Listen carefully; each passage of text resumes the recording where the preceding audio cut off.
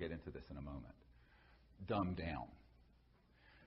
And what I want to do is share what I think you and the public need to know to understand what has been called the phenomenon, sort of this sort of meta-phenomenon of ET contact and UFO phenomenon that goes beyond just the fact that they're moving at 100,000 miles per hour and can make a right-hand turn without decelerating and not kill the pilots on board with 1,000 G-forces or whatever that would be, because that's all very interesting, but it kind of begs the question of, if they're interstellar, how'd they get here? And the fact that they're here a priori, they use something that's beyond even post-quantum physics. And it's a little bit like going back to Thomas Jefferson's era, which was only a couple of hundred years ago, and showing him this thing, a smartphone. And there'd be no foundation for understanding this. This would be metaphysical. So to the New Age people, they say, well, it's a metaphysical thing. Well, I said, well, it's meta what? What do you mean metaphysical? Metaphysical is just a term that people use when they don't quite understand the science of a phenomenon that's occurring. There's no metaphysical. It's all a level of consciousness of where you're coming from. So if you're an advanced civilization that's interstellar, by definition, you're transdimensional. So you're dropping out of linear space-time, and then you're reappearing at another point in space-time, but not in a straight line. And the comprehension of that requires a lot of humility on the part of humans, which we typically lack, but particularly scientists and theologians. We'll get to that a little bit later. There's people with spiritual understanding. Because the paradigm is one of coming, where there is this nexus where what the physicist Goswami described as the self-aware universe comes together with post-quantum physics and way past spin theory and string theory, and where you begin to be very cognizant of the fact that these technologies that are interstellar are operating from a level of an understanding of the cosmos and reality that is one where consciousness and the mind is present at every level, even the 3D level, because it's the only thing that explains the phenomena and all the different manifestations. So I use this term TDIS, transdimensional interstellar.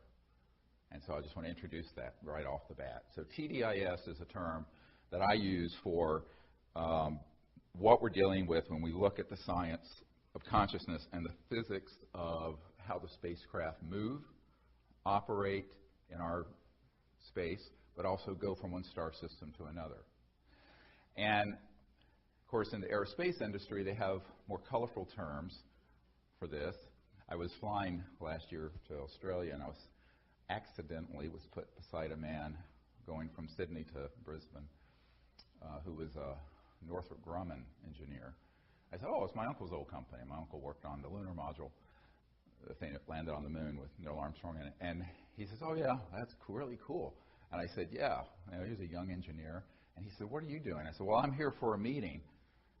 He says, oh. I said, kind of dealing with some of the stuff that you may or may not deal with. And I just opened the door a little bit. He says, oh, yeah, we know what, we call that PFM. I said, what? He said, pure fucking magic. And so, his words, not mine, although I did repeat them, redact, but that is why it's called PFM. But at the CIA, it's called WSFM. Have you all heard this term before?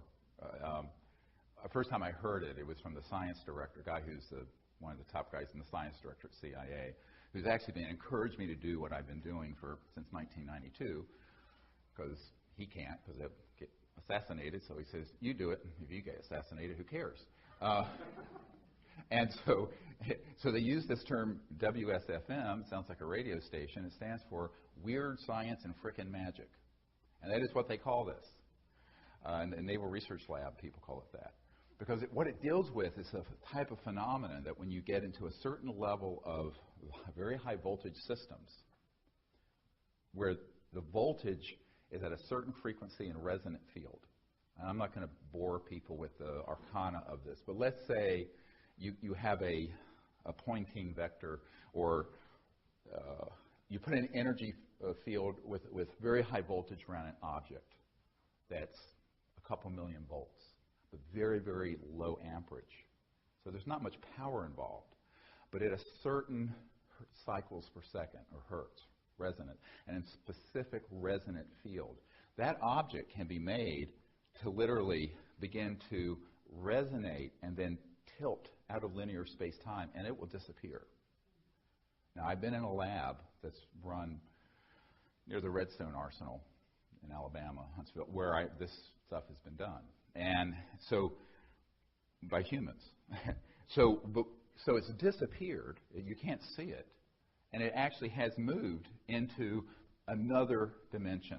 Dimension 6, 10, 12, 80, 90, whatever it is. Someone asked me, how many dimensions are there? I said, how many numbers are there between 0 and infinity? Okay, so forget about 11 dimensions, or it keeps going. So, it's like infinity goes back to infinity. We're going to get into this later.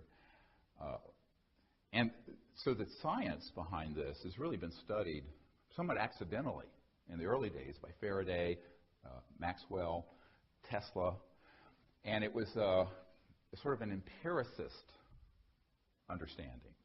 You know what empiricism is. Empiricism is basically observational, science. You observe something, it's empirical, it's tangible. Now, you may not know the theoretical behind it, and this happens in science all the time. We'll see something, and we can describe the phenomenon, and even the parameters of the science, but we won't understand really what it's doing. We still don't really understand how, from the herb foxglove, digitoxin works to increase the contractile strength of the heart muscle. But it's been used for 100 years. And it wasn't until very recently they understood how aspirin worked, which was from the bark of a tree, is where you get aspirin from. They didn't understand how that really worked. And they still don't understand all of how it works, but you can use it and empirically see how it works. But the understanding unfolds over sometimes decades, centuries, millennia.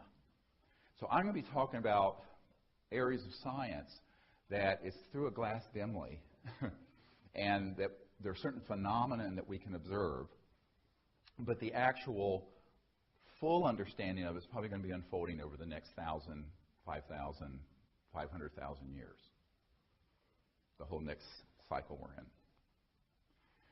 So that's I want to set the stage there. And the other part of setting the stage is the humility needed to start approaching a subject like this. Because the biggest mistake people make is to think, we know everything. I know everything because I'm a physicist at MIT. Well, actually, not. It's like the guy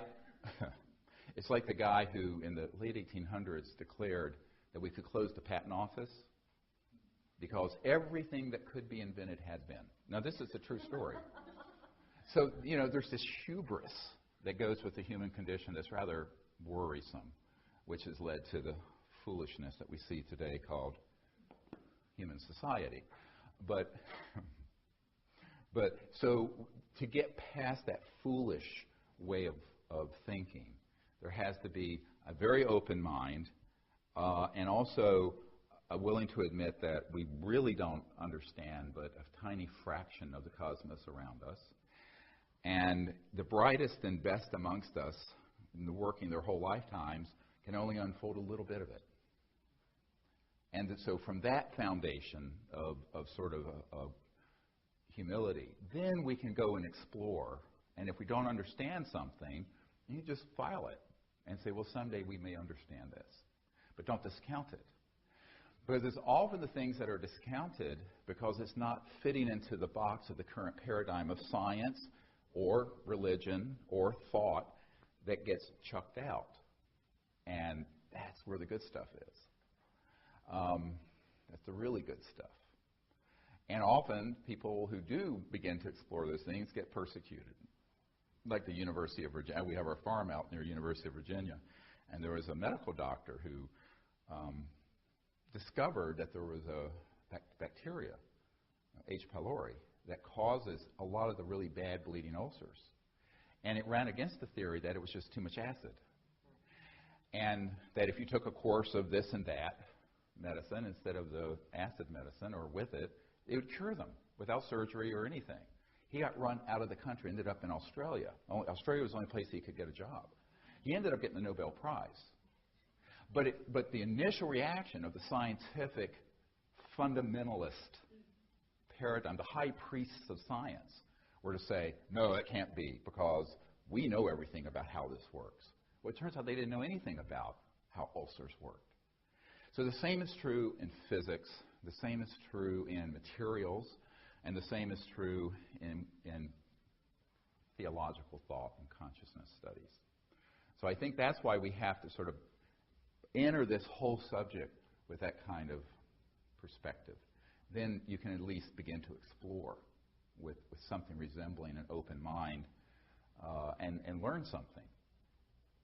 The other thing to understand is that almost everything that I'm going to talk about today has been known in some classified project or another for a very, very long time.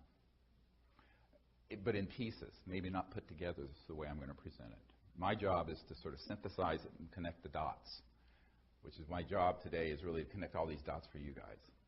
So that you leave here understanding, wow, that's why an ET craft does that, or that's why I had this experience in a contact moment, or that's what the future of energy and technology is going to be. And a deep understanding. Now, what I will try to avoid is too much technical jargon, because this is not a group of physicists, but and I'm just a country doctor from Virginia anyway, so we'll sort of avoid. That's my line when I've done things at the Pentagon. I'm just a country doctor from Virginia. But you have to, feel in your heart that the knowledge can be understood, even if it's not in all the technical aspects, the concepts. So if you get the concepts, then you can move into what I call an operational paradigm. And the operational paradigm means that you can put together the phenomenon you see and your own experience and consciousness and thought and do something with it. Which, of course, the outgrowth of that is the CE5 initiative, Close Encounters of the Fifth Kind, where humans use consciousness and thought to interface with interstellar communication systems and make contact. And that's the really exciting stuff. Let's start with some of the observed phenomenon of these ET craft. If you go to SiriusDisclosure.com, SIRIUS disclosure.com. So at SiriusDisclosure.com, we have 5-6 dozen military witnesses' testimony up there. We have the Orion Project links to all these sort of papers, but there's a lot of information from these witnesses of things that they observed, such as pilots who'd be flying along, and there would be a spacecraft off their wing, and it didn't just fly off. It dematerialized, quote unquote, instantly right there on radar and just vanished. Well, it's not like they were hallucinating, because it was on radar and ground radar and onboard radar. This is what happened also, by the way, with the famous Alaska case, where the Japan Airlines 747 Heavy was flying the polar route from Paris to Tokyo, carrying champagne and whatever else they carry on cargo jets from Paris. And they had this massive spacecraft appear. And it was the size of a battleship, but it was in the sky. And it actually was a CE5 in the sense that the pilot signaled to it, put the landing lights on, and the craft signaled back. So there was contact. A lot of people don't know that. You read the case of the captain, the Japan Airlines captain's account. Well, the spaceship, and this is all on our site and in the book disclosure, the captain called in and had it on its radar and called it in, and of course it ended up being on FAA radar, which we eventually, from John Callan, got the FAA tapes, and also a military radar. Military jets were scrambled. But this massive object did not move in a linear way. What do I mean by that? Well, it would be, say, at 12 o'clock, and instantly it would then be at 6 o'clock. This is something that was many times the size of 747. And it moved in this non-linear way. And they could not understand it. First, they thought the radar was malfunctioning. That's what you go to immediately, because normally you track, even if you're tracking, a B-2 stealth or something that's supersonic, it's very linear. I mean, even 4 times the speed of sound is pretty slow. Or the space shuttle at 25,000 miles per hour is pretty slow. You can track that thing. This is not trackable. So in a linear way, because it would be here and then here. How? We'll get to this. And by the way, the same thing happened. Merle Shane McDowell, who's one of our witnesses, who was down here in Virginia at Norfolk at Atlantic Command, and he was working under the SYNC Atlantic Command, the Commander-in-Chief Atlantic Command, Admiral Harry Train. And they had a what's called full zebra alert, where basically, if you don't have a zebra stripe on your badge, you got to get out of the command center within 60 seconds or you're shot by the Marines who have the M16s there to enforce that. Now, I've been at this facility in that area, and they mean business when you're in there. And so they went to full zebra alert. The Admiral came down into his observation area, and this huge facility. And they had this ET craft on radar off the coast of Newfoundland. Boom, one radar sweep, it'd be off the coast of South Florida. One radar sweep, boom, it'd be right off the coast of Norfolk. And then it went off over to the Canary Islands, et cetera, and so on. Well, they actually did scramble jets when it was in one area, I think up in the Northeast, and got close enough to take photos. All the photos got classified and put into the Black Pit of Calcutta, never to be seen again. But daytime, it was a daytime event. But the movement on the radar clearly showed that it was this very large, it's several hundred feet, they estimate maybe the size of a football field, circular object, and that's how it was moving. Now, this is not your granddad's Oldsmobile. Clearly not using a jet engine or a rocket or anything like that. So, people say, what are the cases where you have proof of this? I said, well, we have the observation, we have the radar tapes, we have the documents, we have, what do you want? But the what's behind the phenomenon is stop for a minute and say, how is it doing this? Well, it little gets into what Einstein called the spooky effect. Everybody know what spooky effect is? Well, Einstein observed that a particle could be in 2 places at once, like that. The same thing. And so he couldn't really explain it, but he just called it spooky, the spooky effect. And I guess it was spooky if you were linear in your thinking and teleologic and Einsteinian. But it's not spooky when you think about it. The whole cosmos is actually non-local because it's conscious.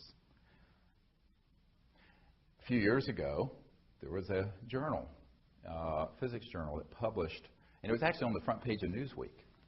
It was back in the late 80s, early 90s, where they did a study. And what they were doing is that they were studying photons and shooting them down an area, and there would be an aperture or window that it would go through. But what happened is that the physicists found that when they thought of where they were going to move, the photons changed course precognitively.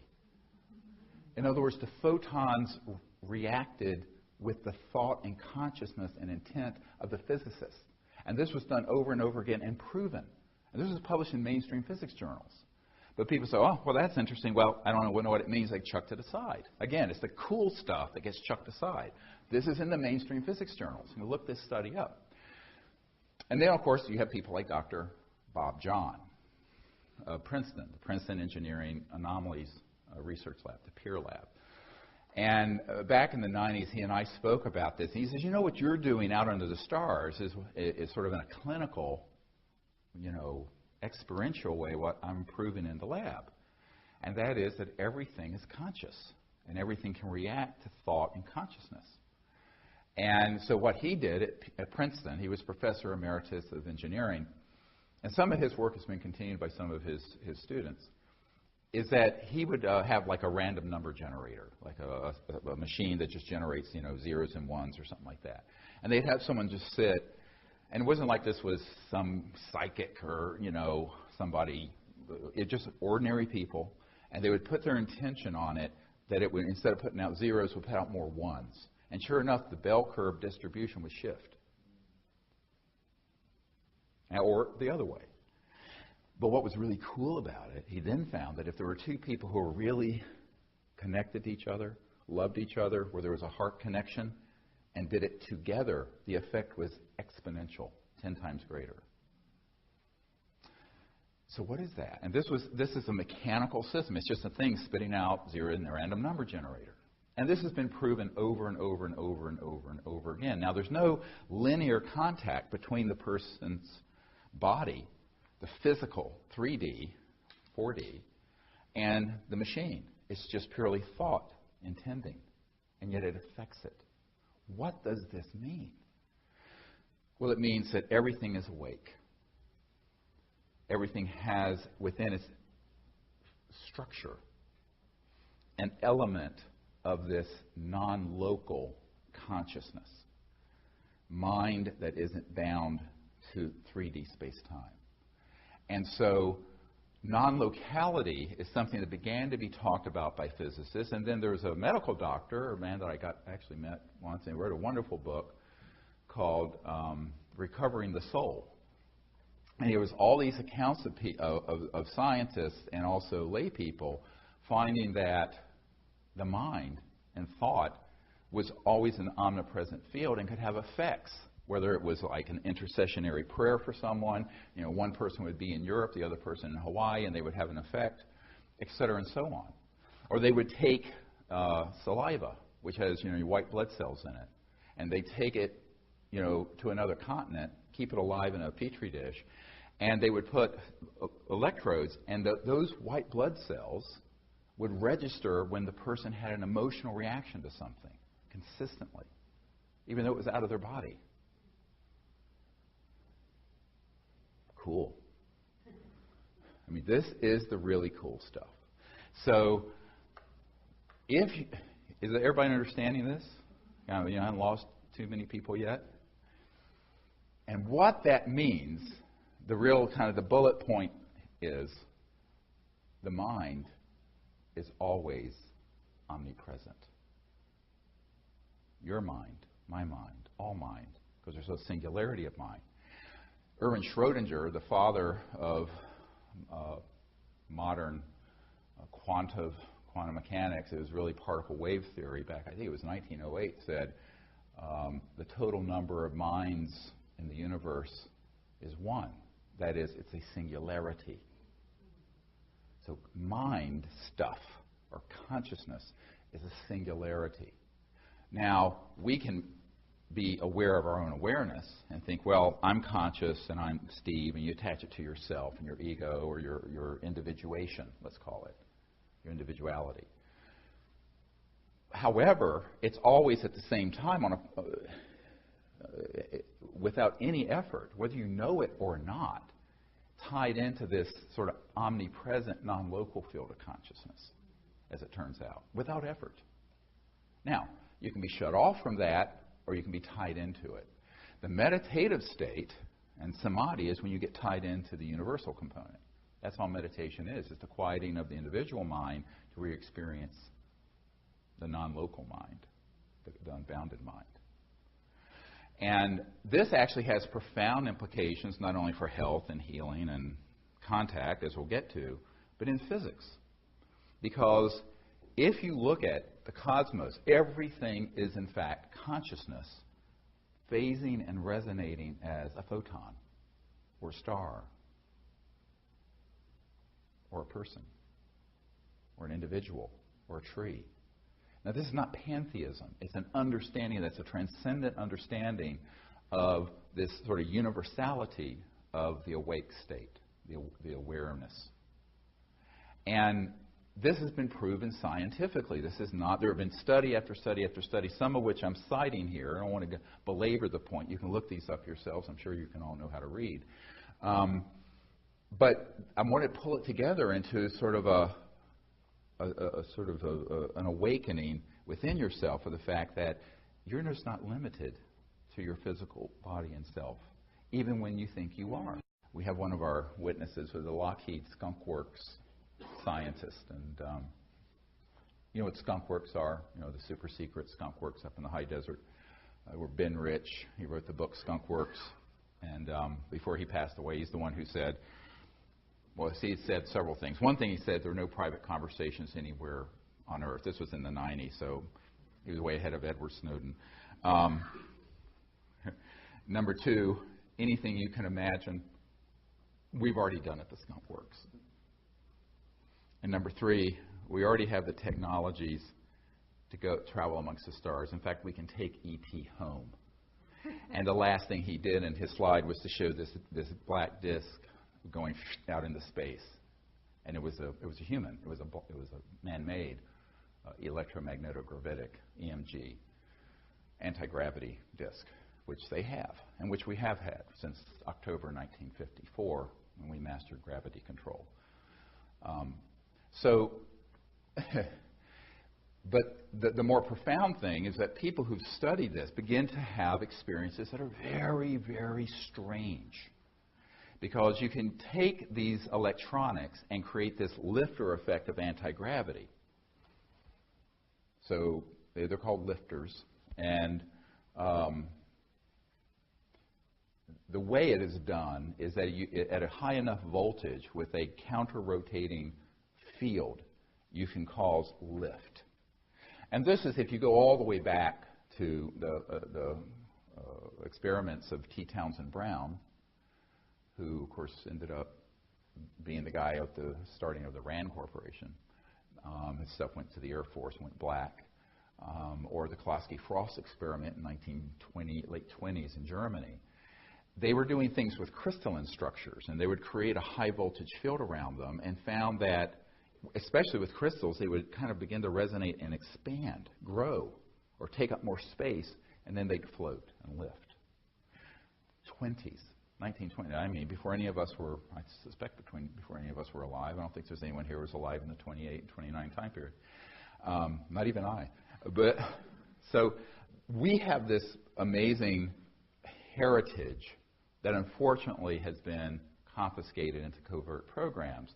But the people that I've dealt with, I now have over 500 people I've met with, like the guys at Lockheed Skunk Works and Northrop and the agencies, three-letter agencies, who've shared this with me. And the senior scientist here in the Naval Research Labs in D.C., which is the largest Department of Defense lab, was in, quote, the vault and saw the documents that October 1954 is when we completed all the studies for gravity control.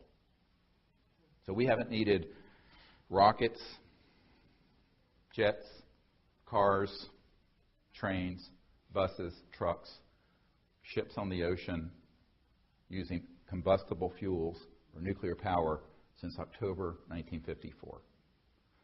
Now, it was being studied before then for a couple of decades, but it was mastered. That's when they mastered gravity control.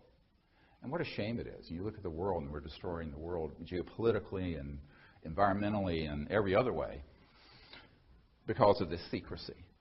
And the secrecy is something that I understand but do not agree with. You have to understand it. You don't have to agree with it. And I understand it in a compassionate way. I mean, I talked to the colonel who was in charge of future technologies for the Air Force, a euphemism for not future, things we already have.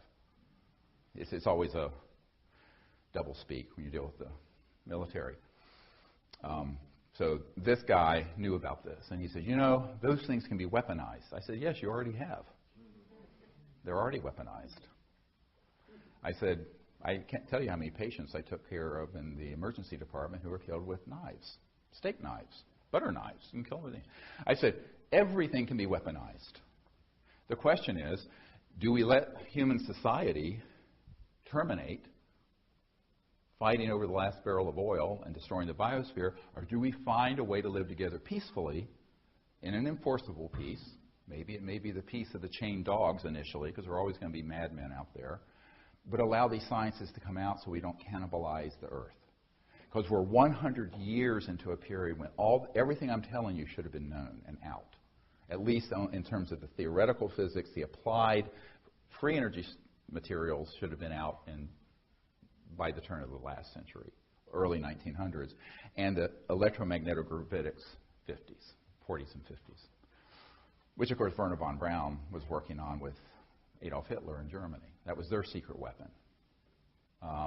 We were doing the atomic bomb. They were doing anti-gravity.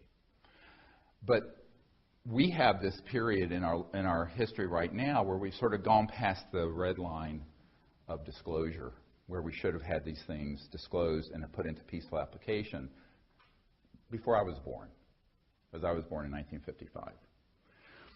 So I think that when we look at this, we have to say, it's a little bit like Gloria Steinem when she used to say, the truth will set you free, but first it will piss you off. Love it. Love it, love it, love it. But we're at this point where we're going to have to decide to make these changes, but first we have to understand what we're dealing with here. And we really have to begin to understand the power of the conscious mind and these technologies and how they come together. Because when we're out there making contact with these civilizations, we're actually pulling together amazing science and technology, even though you may not fully understand, but the things that are happening are amazing. And therefore the phenomena that can happen are amazing. And that's why you need this understanding, this scientific and intellectual understanding to understand the experience you will have or may have already had and didn't understand what happened when you had it. Like when you had that at the Outer Banks. That's why the men who worked in these projects and some of the women, like this guy at the Lockheed Skunk Works, he knew about some of this, but not all of it. He knew more about just the more mainline anti-gravity stuff, or electromagnetogravitic, because that's the proper term. Anti-gravity, sort of a pop culture term. It's incorrect. It's not anti-gravity. It just creates a mass cancellation effect of an object so it floats. And if you cancel the mass enough, think about it. If you create a voltage around an object where the mass becomes less and less and less, what happens when the mass goes to zero? It disappears. Correct. It vanishes to the eye and all detection systems, and it's then moved into another dimension. And it's in that state that it goes from this star system to another one. Get it? Does this make sense to people? Now this is beginning to make sense. So when these pilots and people come to me with the experience, now they're going to come with an empirical observation, and they don't have the background. I will try to explain to them why that 747 and this massive craft went from here to here and looked like it vanished, or the one that's going on your wingtip was hovering there, and all your instruments were going nuts on board, and it just dematerialized and vanished. There's nothing metaphysical about it. It's an actual hard science, a very well understood hard science, but it's not something you can take at a course at MIT. So this is your MIT course. So for now, someday, this will be mainstream education. I hope soon. Maybe not soon, but the sooner the better. The kids coming along need to understand this. This particular scientist, getting back to his experience, the reason he called me up was not to tell me about the time he was operating a radar system and an ET craft came in and did all this amazing stuff, which is in the disclosure book. It was that he had an experience that he didn't understand, a personal experience. This is why a lot of these guys end up getting in touch with me. It's very funny. And I go, okay. So I'm on the phone. I think he heard me on a radio show or something, and so he says, well, Doc, I was practicing a meditation discipline back in the 60s called Rosicrucians or something like that. Yeah, the Rosicrucian.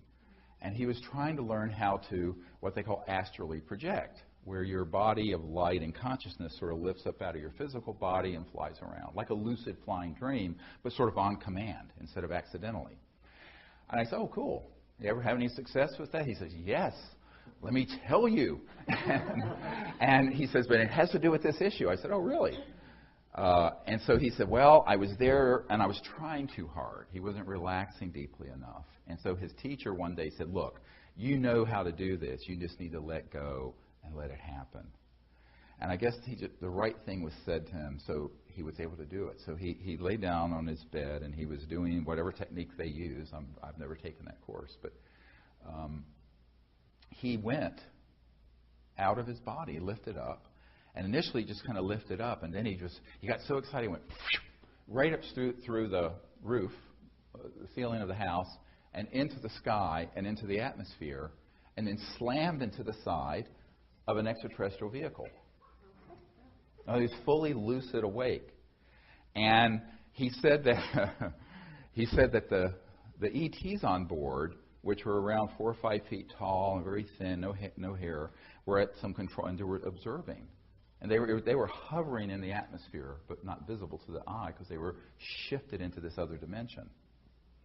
And when he hit the spacecraft, the craft moved, but it was not his physical body, it was his astral body, the body of light that you fly around in. He says, I don't understand how an interstellar vehicle, because he knew they existed, could be affected. I said, because it had shifted its resonant frequency beyond the crossing point of light, the speed of light and matter and electrons, into a dimension that closely approximates the astral body field, that energy field that the mystics called astral. And since it was of a similar density to your own, it could interface with it. The funniest part of the story, after he said, oh, I've wondered my whole life how that could have happened. He popped inside, and they looked at him like, my God, why don't you watch where you're going? You know, I thought they did. It was kind of like appalled at this interstellar faux pas. And they're like, well, you can watch where you're going. You know, how many people have had a flying dream where it's like full color and you're flying along? All right, that's your astral body. And the mystics call it your astral body. But it's actually it's part and parcel woven into your physical body, but you can have experiences where it separates. And you can travel through that modality. So other places, other dimensions. And this has been done for thousands of years. There's many, many accounts in the literature about people doing this. And many people will confuse that with their actual physical body because it looks very similar in shape and size. But then within that astral body is the sort of the essence of your self, your thought essence. And then within that is pure consciousness. So if you look at it, every single individual human being has folded within them all the dimensions of the cosmos. So when people say, how do I explore and find these other dimensions? I said, they're already folded within you. They're there. It's just that you just need to have someone explain that that's what that is. So anyway, so this this Skunk Works guy, the Lockheed Skunk Works, was very happy to finally figure out what happened. But then we had this discussion, and I said, this has really profound implications for you understanding what's going on at Dreamland MOC. And you know what Dreamland MOC is? Okay, so I brought with me the thing I put together when Obama got elected. And the very first document in this briefing is the one from Nellis Air Force Base. What the public call Area 51. Nobody calls it that. And it talks about the Dreamland MOC in it, Dreamland, and all the different compartments out at that facility. And the reason there was an area called Dreamland is that when the pilots who were piloting these anti-gravity devices, and they were taking them to the edge of the crossing point of light, all right, right to the edge of going beyond the light barrier resonantly. There is this phenomenon of beginning to dematerialize, and you find that you have shifted your body and the craft and everything in it, and it feels like a lucid dream. when you're awake in a lucid dream. And that's why it was called Dreamland. Military Operating Center, MOC. And a lot of people always wonder how they got Dreamland. Now you know. This is something that if you begin to look at, if you do an ethnography of different cultures, for example, the Aboriginals in Australia, where they have something called Dreamtime. And I know a man who worked for ONI, the Office of Naval Intelligence and State Department. His cover was State Department. It was really ONI. And he went over there to study this. And so he went out into the outback. This was back in the 70s, I think. And he kind of embedded himself with a group of Aboriginals who were still in touch with that ability. And they were talking to him about dreams. So, one night they, were in some encampment, and they were very nomadic, went to sleep.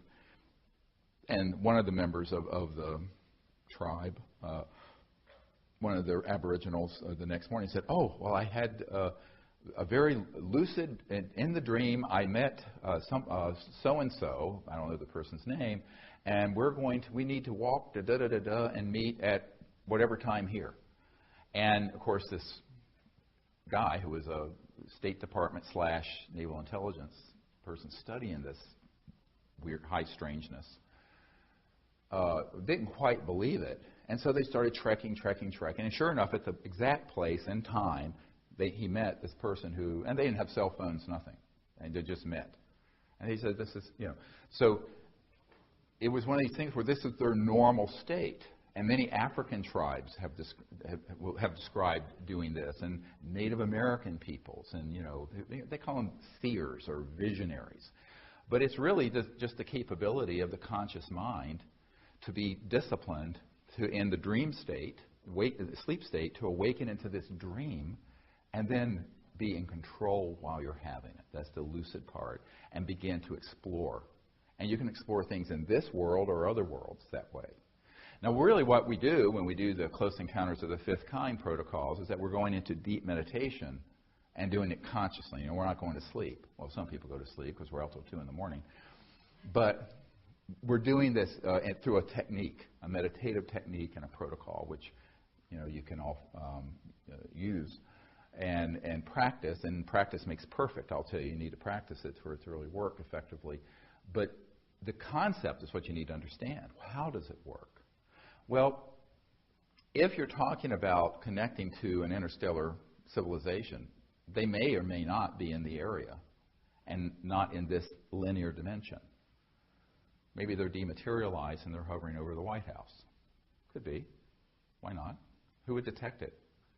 Nobody would detect it. If it's shifted far enough out of this dimension. But it could pop into view instantly. So it's not just that they're traveling faster than the speed of light. They can be shifted beyond the speed of light and be, quote, stationary, but kind of superimposed around this space, but beyond 3D space. Does that make sense? So it could be in this room. It could be anywhere. Now, the effect, it becomes something that doesn't make a lot of sense to people unless they understand the basic concepts I'm sharing now. And then you say, well, what happens when it's only partially here? So let's say there's a spacecraft and it's not quite 3D, but it's near, but it's shifting, it's bumping up against the fabric of space-time. Well, this is where you get all kinds of epiphenomenon, all kinds of other phenomena, such as electromagnetic signals coming through our systems that we detect. A sphere that floats right by us out in the desert, which happened at Joshua Tree a few years ago, stopped, and we heard 4 voices speaking in the desert, in clear air, empty. We had night scopes. And then all of a sudden we took a photograph, and here's this extraterrestrial we call Bijou, who's from the Andromeda Galaxy, who's there waving. It's on the website. Okay? That's how that happened. But it actually, so the understanding of this, it's really key to going out and doing the contact protocols.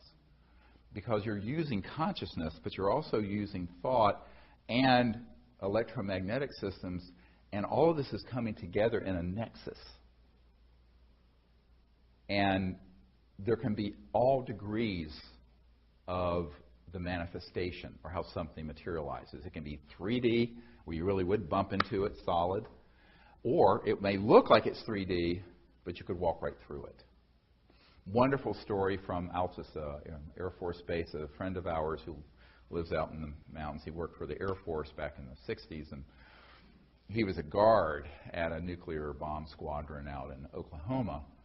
And if you read his account, it's very interesting because there was roughly a chevron or triangular-shaped object that was cobalt blue, gorgeous, that came into, and they were investigating our nuclear capabilities. I think this was in 1968. I have to look it up.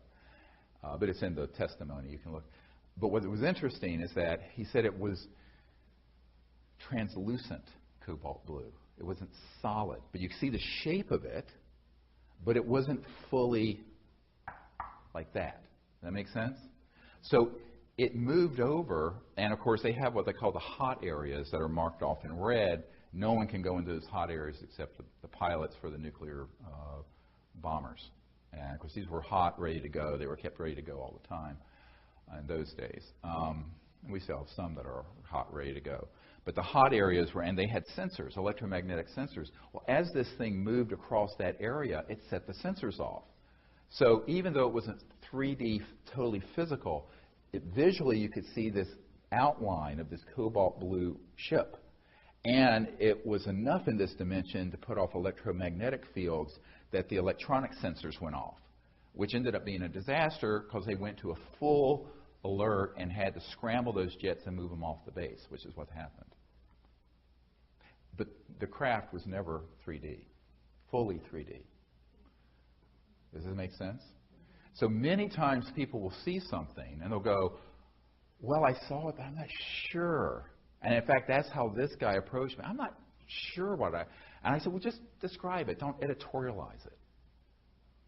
And he described it. I said, oh, well, I know exactly what that is. That was a craft of that shape and dimension that was still shifted. Its molecular and atomic structure, resonant field, was still shifted high enough that it wasn't totally 3D, but you could see the glow and outline of it, kind of like an astral body or a ghost. Cool stuff, huh? Is this too much information too quickly? Okay, so we're going to have a whole hour and a half of question and answer for later anyway, so make notes on your little tablets or whatever you want to do if you have questions that come to your mind. The reality is when we're observing ETs, their physical bodies can also do the same thing. So if you look at this ET we call Bijou that appeared at Joshua Tree National Park, we're probably going to do a week training there in April if you want to come. We go to this place, it's amazing, in the heart of this 800,000 acre park. And was that with the naked eye, nothing was seen. Now, the ears could hear 4 ETs speaking. I don't know what language they were speaking. Andromedan? I don't know. But when the person took the photo, Raven, a member of our team, took the photo, she just held her breath and had it open for 3 or 4 seconds. And here is this glowing field of energy and this being standing there, turned like this, waving at us. And on the top of his head, if you look very carefully, is what looks like a yarmulke. It's not. I don't think he's Jewish. He might be. He was a rabbi from Andromeda. No. But it's this thick. It's about this. It looks about that thick, and it's a white, and it's basically a teleportation assisting device. So it holds that field. So their physical body can phase in and out of 3D or 5D, 10D, whatever, resonantly shifting. Make sense? I'm looking around to see if I've lost everyone yet. Because understanding all of this, I'm trying to give examples of things that are really big lessons to understand when you're going to go out into the stars with your team in Largo or wherever, or California, or wherever you're from. Now, the other more fascinating part of this is that interstellar civilizations utilize what I call coherent thought, thought emanating from a deep level of quiet mind that's very directional, very specific, the way we would utilize a laser and a laser disc, or a fiber optic system with lasers, or a laser tracking system. There's a really hilarious story I like to share about meeting with the CIA director for Bill Clinton out here at a dinner party some years ago, about 20 years ago. And of course, the interest was policy. Why the hell aren't we why the hell isn't the president being told what's going on? Why are they lying to us? I'm the CIA director and I don't know nothing about this. And so we got through all that. And then we got into more of a relax. It was almost 3 hours we were together. My wife was with me. And the wife of the CIA director was the chief operating officer of the National Academy of Sciences over here. So she had a really scientific mind, whereas the CIA director was more policy, secrecy, policy, all that, and basically upset and mad because they had looked into the issue and knew they were being lied to, which is what, of course, the whole Clinton team knew that, and so did Jimmy Carter. Jimmy Carter famously said, "I didn't have a high enough security clearance to be told about this," even though he had had a sighting as governor of Georgia. But so she basically said, "Well, I don't understand. How could they be communicating from one star system? Let's say they're from a star system way out there, and they're trying to communicate with a craft that's here, one of these UFOs that's here. How could they possibly do that? Because the electromagnetic field is the speed of light. That's what your cell phone is. Radios, 186,000 miles per second, speed of light." And I said, "Yes, I know. The speed of light is just too damn slow, isn't it?" I said, "Well, they're not. They're using a phased electromagnetic system that goes beyond the crossing point of light." And by the way, the chief scientists in Naval Research Lab said they have done experiments at NRL here that have done signals beyond the speed of light, but it is classified. He sat in my condo here and told me this word for word. Number 3 at the whole lab. Sits in on meetings with the vice president. I mean, I know this guy stayed at our home. This is real. So, but she didn't know about this because she was an administrator at the National Academy of Sciences. And I said, "Well, my first thought was if I tell her the truth about this, she's going to think I'm a crank and a kook. And, I'm a young doctor. I'm only 35 or something. And I have 4 children I got to put through college. I said, I'm going to ruin myself if I tell her the truth." And but I thought, well, she asked me the question, and I owe her an honest answer.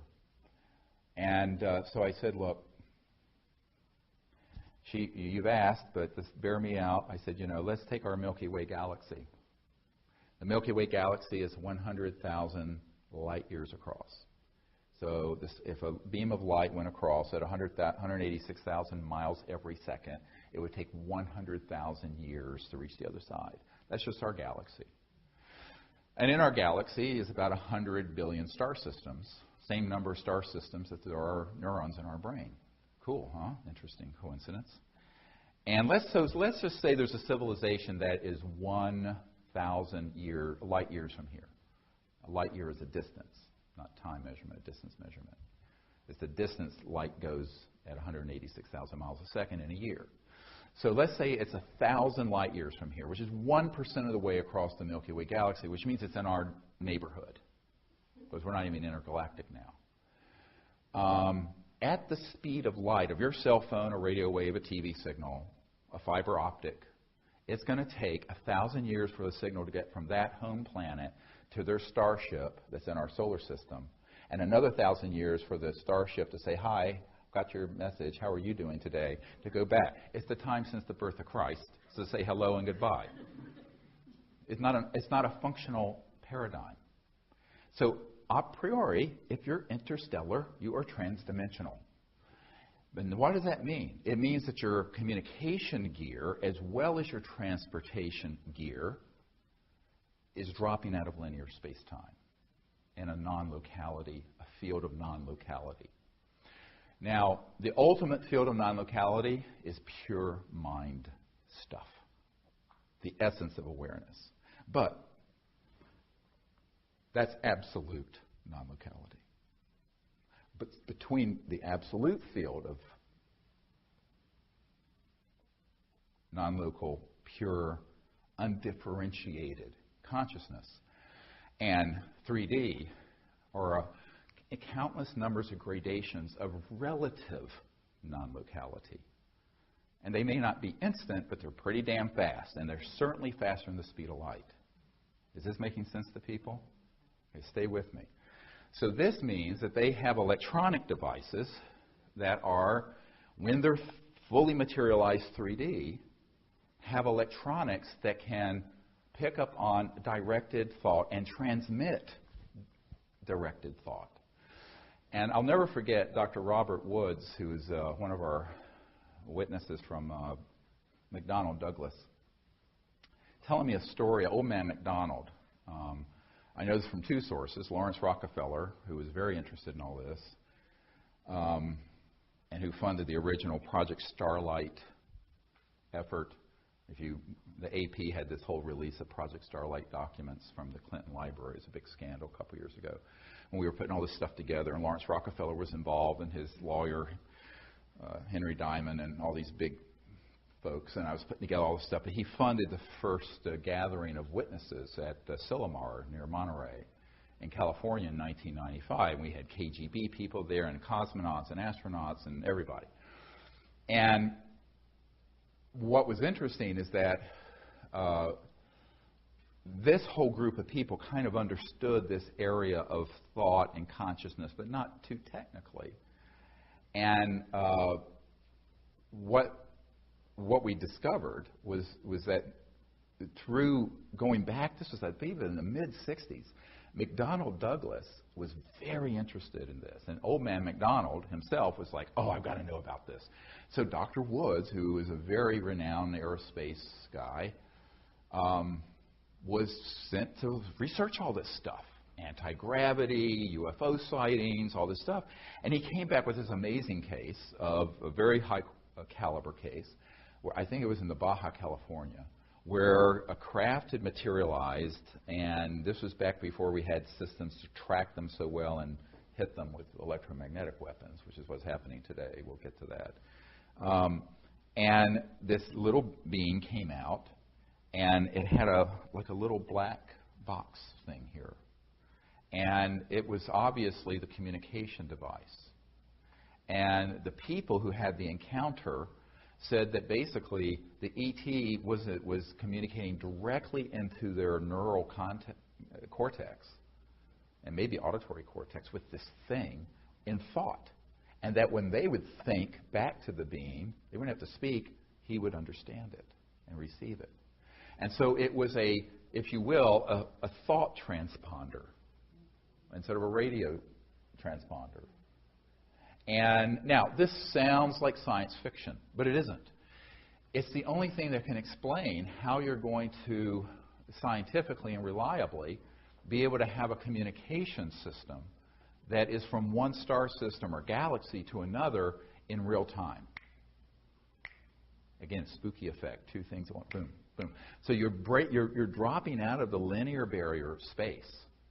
And it's basically space is obliterated, if you wish, to look at it that way, so that it's all right here. You can be a billion light years away, and it's still right here because of the non-local effect of consciousness and understanding that other aspects of reality have a conscious component, including photons, electrons, and electromagnetic signals.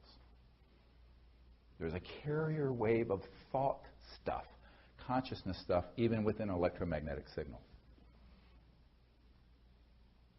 Get it? That's why the CE5 initiatives actually do work. And when I explained some of this, finally the wife of the CIA director said, oh, I thought it had to be something like that. What was her response? I said, yeah, of course, you're a smart lady. I mean, it makes sense. Now, in polite company, polite scientific company, one's not allowed to talk about these things because it's forbidden. This is like my book, Hidden Truth, Forbidden Knowledge, that the film series was based on.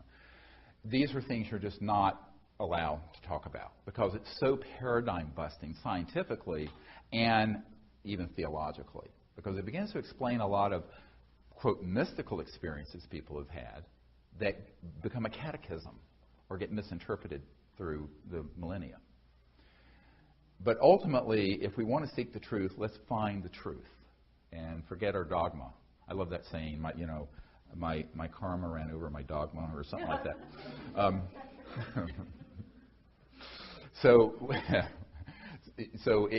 That's really, the pure-hearted pursuit of the truth, no matter where it takes you, is really, really key when you're going into these emerging sciences and areas of thought and consciousness.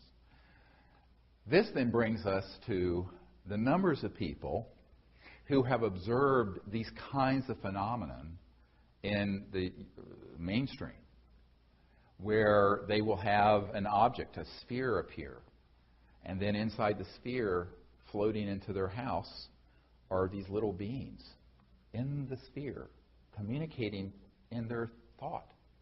A very famous actor, who I've spent time at his home in L.A., had this happen. Didn't think any of this was true. And then, of course, he found out who I was, bought all the books, and he said, oh, my God, that's why this happened. Because he read the first book that I wrote, Extraterrestrial Contact, The Evidence and Implications. It came out in '99. Most people don't get to that book. It's really probably the most important one. And what was fascinating is that he said, now I understand it. So he contacted me, and I went to his home, and we were sitting where this happened, and then went out on his balcony, which overlooked Silver Lake Reservoir there in L.A., and he's up in the hills, and here comes this object, comes straight down out of space, a yellow golden object, comes down, goes, and goes in front of a cloud, and then dematerializes. He goes, oh, did you see that? I go, yeah. I said, they know we're talking. I'm sure these are the same people who came into your house. Wonderful, lovely.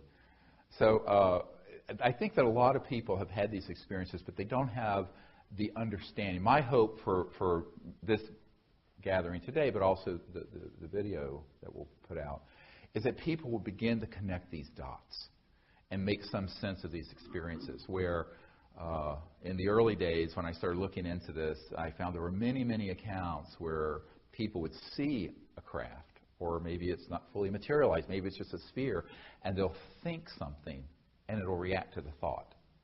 And people go, how is it doing that?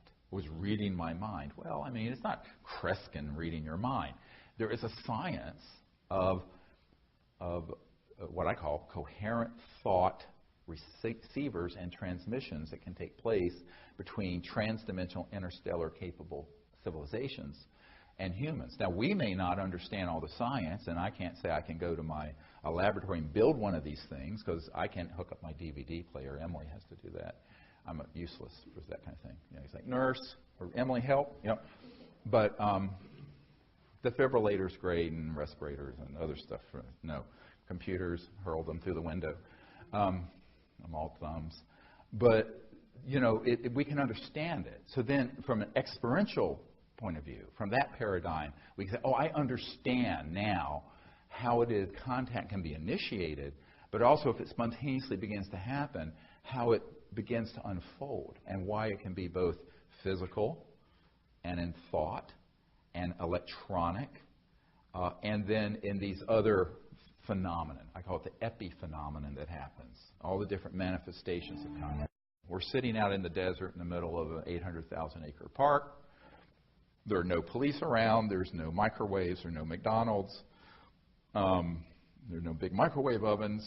And we have magnetic field meters and radar detectors and other things that aren't expensive, but that we have in our toolkit. And we're sitting there, and we'll see an object. It'll look like a flash bulb going off in space. It's just an object that turns on and turns off. And sometimes it'll move and turn on and turn off. And one time we had like 15 of them that were right above us doing this that we filmed. This actor actually came out with us near Palm Springs, and we did this. And then the detectors start talking. But they're making sounds that the people, if you contact the people who manufacture at the factory, go, these don't make these sounds. And they're actually doing trans-dimensional communication through the electronics. So forget the Arecibo telescopes and the SETI project spending hundreds of millions of dollars. You can go to Radio Shack, get a radar detector, a magnetic field meter, tri-field meter, and a couple other things, put it out, sit in meditative state, and then welcome them to come, and all kinds of things can start happening. And what is it? How do you interpret that, though? It becomes very intuitive. Because, and what we have found with some of our equipment, certain things will make certain tones.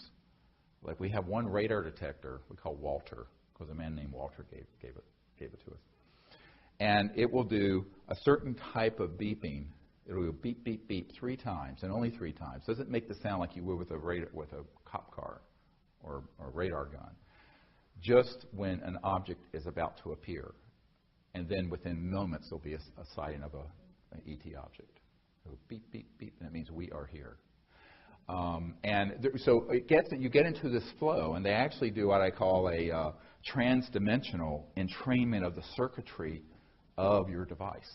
It gets customized after a period of weeks and months, years. And they really will communicate in ways that are quite mysterious, quite bizarre. People who come on these whole week-thing expeditions with me, they go, what the hell is going on? I said, well, just listen and interpret for yourself. But there is a pattern to it that evolves. So you have objects that can materialize, objects that can be quasi-materialized, that are like the cobalt blue object at that Air Force Base. You can have spherical objects that will have the entities in them. You can have an object that appears and then dematerializes, and then all you hear is some voices speaking. You take a photograph, and there's this guy waving at you. This is why it's WSFM. Weird science and frickin' magic. And everyone is oriented towards very materialistic, linear, early 21st century manifestations, because that's what we want. And I'm saying, what a mistake. That's a huge mistake. Because what they're really wanting us to do is to understand their universe, their cosmos, and go partially into that. Because it's edifying. That's how you learn. You don't learn by having everything spoon-fed you at the level that you're already operating. Does this make sense? Hard lesson, because people are lazy. And humans tend to be kind of slovenly, mentally. It was the Yogananda that said it's the lack of spiritual adventuresomeness that keeps humanity back. So there's a sense of adventuresomeness and exploration, and these civilizations understand that we need to be kind of willing to step, while we're in this planet and in this dimension, step partially into their understanding of what it's like on their planet, where using thought to interface with an electronic device is as common a thing as we would be texting someone with our cell phones. But remember, a few hundred years ago in Salem, Massachusetts, if you had a smartphone, you'd be burned at the stake as a witch. It'd be witchcraft. It'd be magic. So that's why, if we're really looking at this, and instead of looking backward, if we want to look forward into where our civilization's headed, we need to take these lessons to heart and begin to practice it within that paradigm. And that's what we're encouraging people to do through these CE5 Close Encounters of the Fifth Kind teams. Very, very exciting, because as you begin there, we have an app that's at the app stores. It's for both iPhones and also Google, that you can get that has the whole meditation technique. It'll actually turn your phone into a magnetic field meter. It does all this stuff. It's a whole course. It's a huge file. You have to use your computer to download it. It's so big. But I encourage people to get that. We have people who've done that, gotten that, and who are in all kinds of remote areas of the world. Now that's separate from the app, the free app that lets you network with people in your area. That's the ET Contact Networking app. This is the training app. But it's only like $6.99, and it has like a zillion things in there. And I encourage people to get that, because if you can't come on a whole week expedition with me, and those are limited to 20 people, so let's face it, not many people can, but you can get that, practice it, find some people in your area, and go out and begin to do it. And when you go out and begin to practice it, then you realize, wow, this works. And we've heard from so many people go out and try it, and they go, we had an amazing object, we had amazing sighting, we had this thing come right into the field with us. And the reason it works is that it's so simple. Because the simplicity of it, even though what I'm giving you is more of a deeper theoretical and physics understanding of it, everyone's conscious, right? Well, unless you're in a coma. And everyone can think. And so if you are sentient, if you have the ability to be aware and awake, you can become aware of awareness. And in that self-aware state, you can go into the silence of deep, quiet mind. And in that state, begin to remote view and see distant places, including where the ET craft are. And they may be under the ground underneath you. They may be transposed in the air around you. They may be on the far side of Saturn. It doesn't matter where they are, because there's no limitation in space when you go into thought consciousness that goes beyond space-time. So that's where the meditative state is so key. And if you begin to understand what's there's this wonderful saying from I think it's a Sufi tradition, thinkest thyself a puny form when within thee the universe is folded. It's a rhetorical question. So we think of ourselves as just these little animals running around, but the truth is, every conscious being has the ability to be aware of the awareness itself, and from that point, explore anywhere and travel anywhere, see any place. And, human history is replete with people who've had these experiences, many times quite spontaneously. I think almost everyone has had. How many people here have had a precognitive or an intuitive experience of something that then happened in their life at some point? Yeah, I met my wife that way, in a lucid dream. And I think that what you find, it really did. But what you find is that this is something that is innate to every human being. It's not like you have to be, this guy I knew for years, Ingo Swann. You know who Ingo Swann is? Very famous remote viewer, did a lot of stuff for the intelligence community, lived to regret it. But I was at his home up in New York some years ago, and just a wonderful man, brilliant. And he did a lot of work with SRI, Stanford Research International, and DARPA, and Army Intelligence and CIA. And they were experimenting and training people during the Cold War to be able to use consciousness to spy on the Soviet Union. And the Soviet Union was doing the same thing. And everyone in the intelligence community at a certain clearance level knows about this, by the way. This is nothing, all that secret. It's hidden in plain sight. But what was interesting to me was that, he regretted that he ended up being used that way eventually. But what he and I would talk about together is the fact that every single human being has the ability to do this. They just don't do anything to help develop it. So it's like, you don't start out in kindergarten doing quantitative analysis and calculus. There's a process, right? It's the same thing with these capabilities.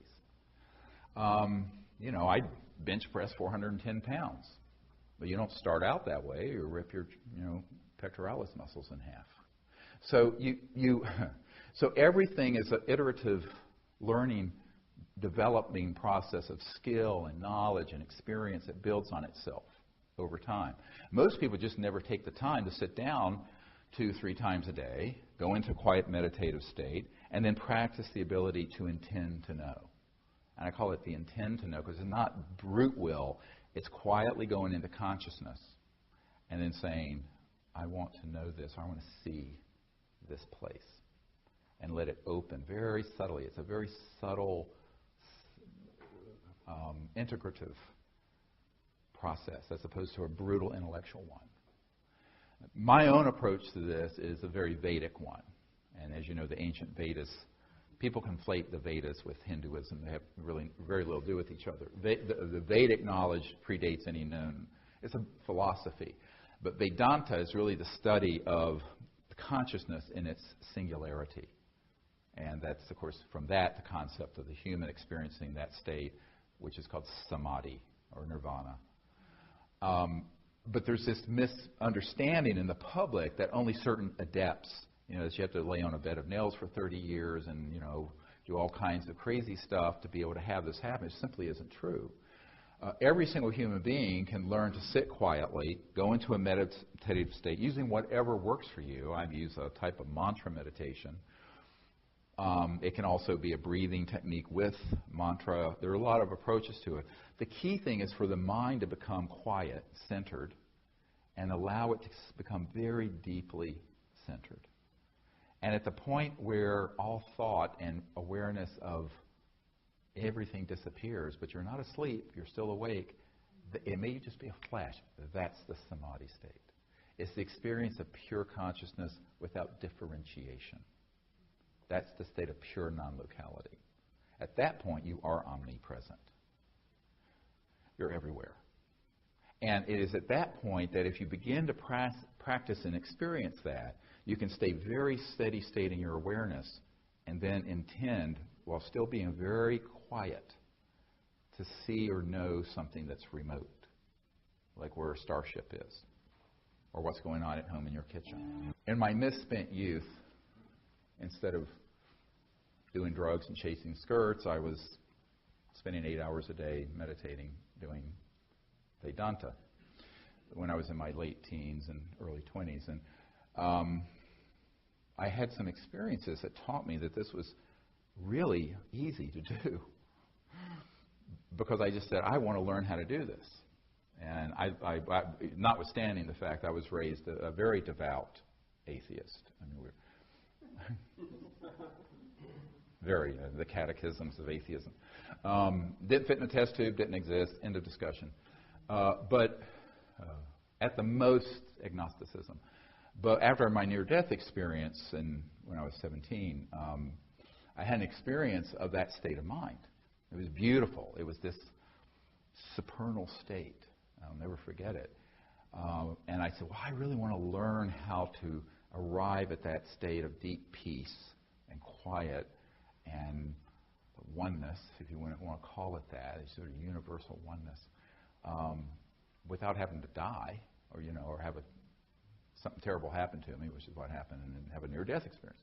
So I did. So I learned meditation, and it was very comical because here I am. It was on my 18th birthday, and I only tell this story not in any self-aggrandizing way, but just to give you a sort of a sense of how people entrain themselves to make things difficult when they shouldn't.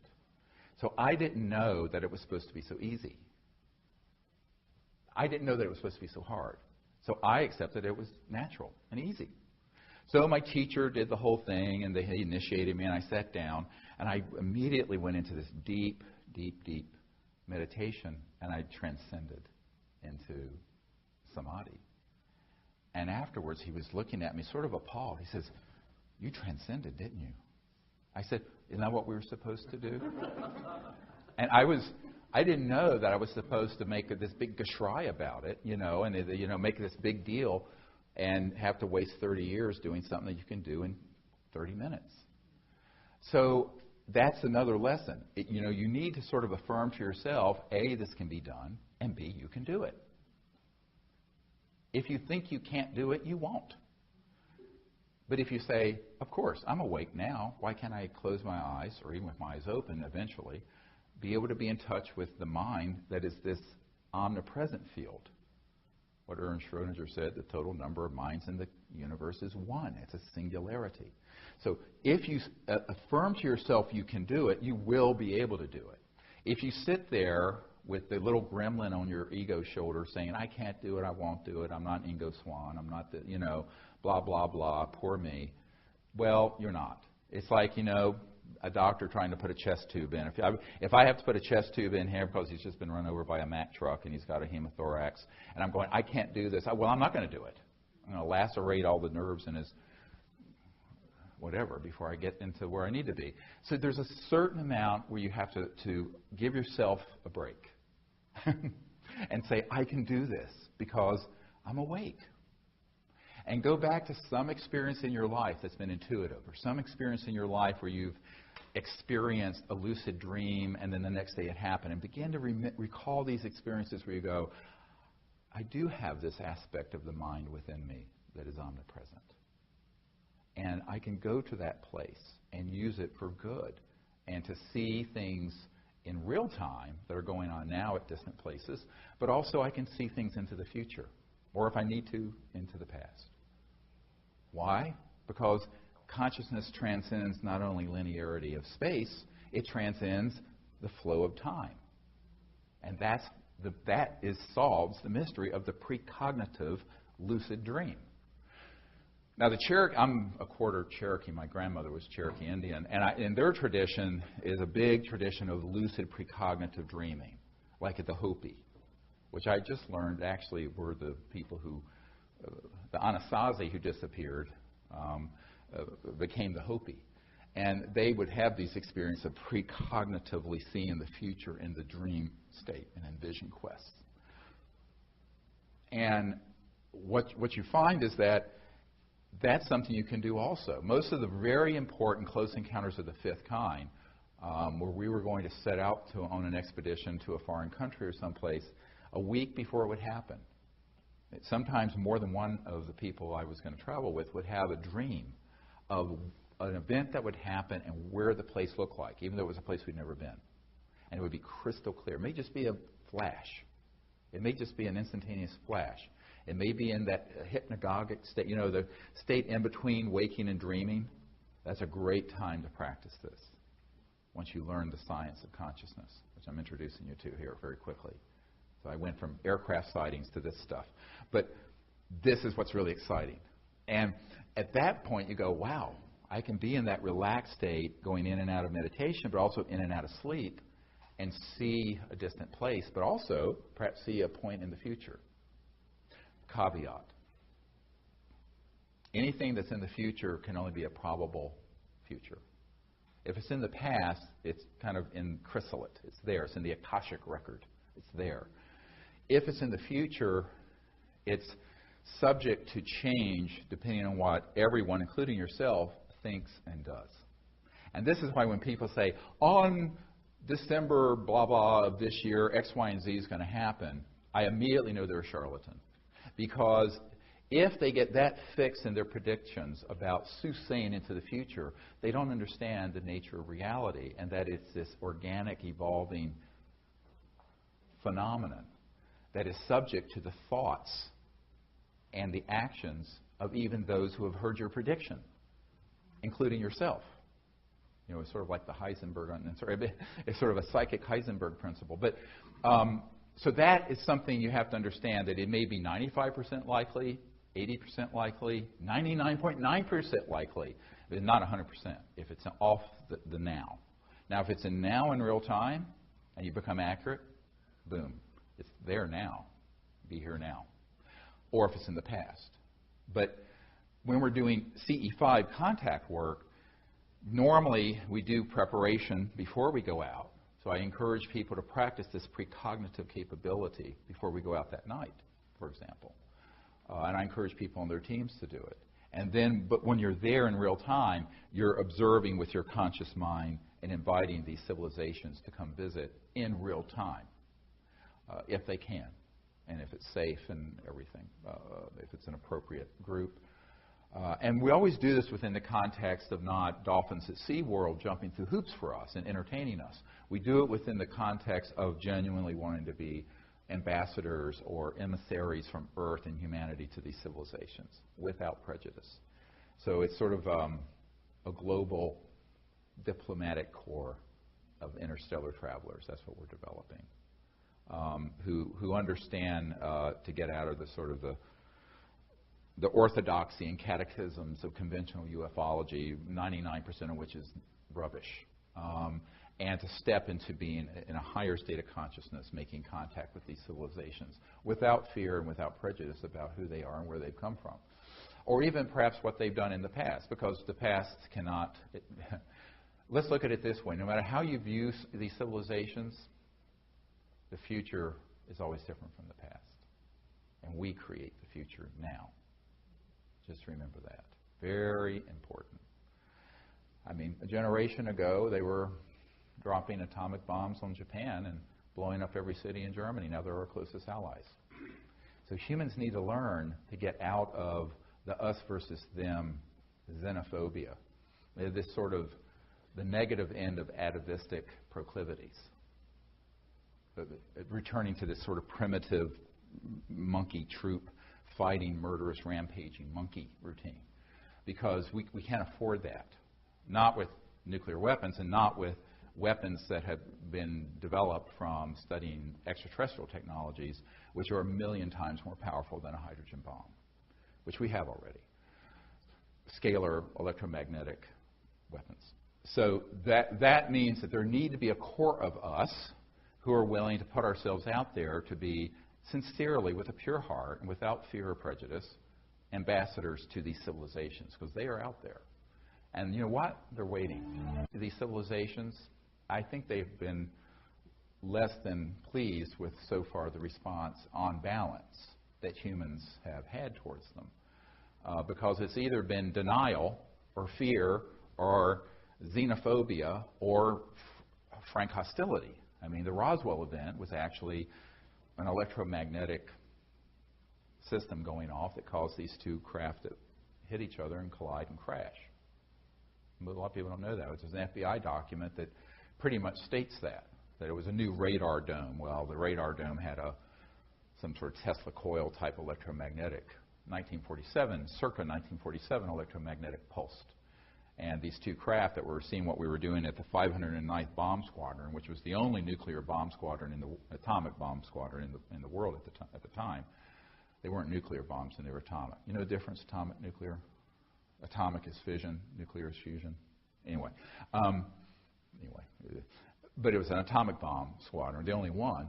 And they turned this thing on, boom, and these two craft that were going along, one sort of exploded right there northwest of Roswell. The other one descended and kind of cracked in half or broke up near Socorro. And that's where they got the ET that was alive out of it, what they called the EB. So there were two ships. But unfortunately, that was a terrible event. It was a violent event. So a lot of people have said, well, can't the ETs avoid that if they have all these abilities? I said no. Not just because they have advanced technologies does not make them omniscient. So here's another mistake everyone makes. They conflate advanced civilization or more advanced civilization with being godlike. Don't make that mistake. They're just people like us, but very, very advanced. Now, they may have IQs of 450, so I'm a moron by comparison. But, which I will admit, I am a moron by comparison with some of these civilizations, but, or an imbecile. A primate. But, nevertheless, it doesn't mean that they become infallible. You know, I think infallibility rests with divinity and the unbounded being, and that's it. Anything this side of it is subject to failure and error, even the archangels. So you just keep that in mind as you look at this. There's not infallibility assigned just because it's very, very advanced. It kind of reminds me of, everyone know what the cargo cults were, World War II? Great story, because this is a great example of the mistake humans make. So in World War II, we were flying, these propeller planes and landing them on islands in the Pacific. And we landed on some islands where there were native peoples who had never seen Western civilization or an airplane.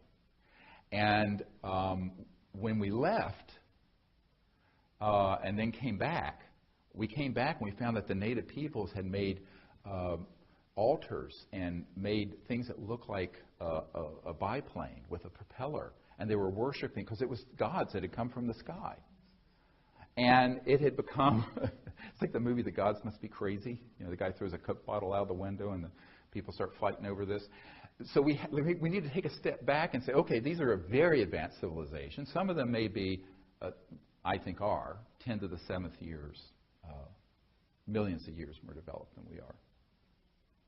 And all of them are thousands of years. Many of them are hundreds of thousands to millions of years more developed, socially, spiritually, technologically, than Homo sapiens are. But nevertheless, they're still people. Now, there are people that are very, very advanced. And there are people, some of them are so advanced that they could be mistaken as gods in sort of ancient archaeology and the ancient astronaut sort of concepts. And of course, this makes total sense. I mean, if you have something that appears like that can appear, dematerialize, rematerialize, go straight through objects, it would look like something metaphysical and spiritual. And so there is the beginning of the conflation of very advanced civilizations and technologies with the mythology that becomes sort of a catechism and misunderstanding. So we need to be careful not to make that mistake. We need to say, oh, okay, childhood's end, let's understand this, and approach these civilizations as really advanced civilizations, but because we are conscious and can become in this state of universal consciousness, in that sense, equal. Totally 100% equal, even though we haven't developed all the fine points of functioning yet. I mean, we're more dysfunctional than functional, I think you all agree, as a species. But, you know, we can evolve to a higher level of function through conscious development and evolution. And these civilizations understand that. I think, of course, the big concern of the last 75 years has been we start detonating nuclear bombs and hydrogen bombs in the atmosphere and doing things to destroy the biosphere and the oceans. You begin to see, as one British intelligence guy told me, it's like we kicked a hornet's nest because a red flag went up over the planet after we started detonating atomic weapons that, wow, these people have kind of gotten off the reservation are an existential threat to themselves and potentially others. So that's a perspective I want to bring for just a minute. In the heart of compassion of the Buddha, as it were, is how might humans be viewed? Okay, in the last 100 years, we've killed around 200 million people in warfare and continue to do so. I lived in the Middle East for 3 years, saw plenty of stuff. And that doesn't count just murders, or good old-fashioned homicides. I mean, organized murder, which is warfare. 200 million. Well, that's the population of many of these planets that we've just wiped out in a couple of generations through fighting over what? An economic system, a religious system, this system, that system. So, but then you combine that, so it's no longer with swords and maces and even muskets. It's with thermonuclear weapons. And in covert programs, these rather fearsome scalar electromagnetic weapons based on these very advanced transdimensional sciences. So I think that the civilizations are correct to have some deep concern, and I think they need also to have people scattered around the world, everywhere, who understand these issues and will go out calmly, but with a depth of understanding and a depth of experience, and attempt to make contact that's peaceful and mutually beneficial, which is the whole gist of the CE5 initiative, the Close Encounters of the Fifth Kind initiative. And a close encounter of the fifth kind is simply when humans say, I'm going to make contact as a diplomat and initiate it and allow it to continue, however way it flows. And it may be in this dimension, or it may be transdimensional. It may be in thought. It may be in part in this dimension and part in another. And sometimes it all comes together in one night and all those phenomena happen at once. We've been out under the stars where we've had objects that have done electronics, people who've had remote views in their mind where there are 5, 10 people see or hear the same thing. A craft then appears that everyone sees, et cetera, and so on and so forth. Now, because the whole gamish of sort of phenomenon. And then there'll be these beings that are moving around us that aren't physical, but that are shimmering, almost like a subtle hologram moving around the desert or moving around on the beach or wherever we are. Really amazing stuff. And what I've found is that people have expectations that are based on, let's go to Starbucks and have, a croissant and a latte. No. There's other ways that they communicate. And a lot of it is because that's edifying. That's instructive. It opens up another dimension and aspect. And part of it is just practicality. If you're in what's called a hostile theater of operations, using military speak, which would be called Earth, that has space-based weapon systems that are all out there already deployed since 1965. I know guys who designed them. That when these objects fully materialize, will target them with an electromagnetic scalar weapon that goes faster than the speed of light. Believe me, they're not going to. It's not the 50s and 60s anymore where they just would materialize and land everywhere. Now they do sometimes, but it's risky. So we have to operate with that understanding also. So there's another understanding I want to bring to this that people do not like hearing, but I'm an emergency doctor. You come into my ER with a headache and I find a brain tumor, I'm not going to tell you got a migraine. I'm going to say you got a brain tumor. So here's the deal. We've developed systems that, unfortunately, are approaching parity transdimensionally with what some of these civilizations have in terms of technology, which means that we are a threat.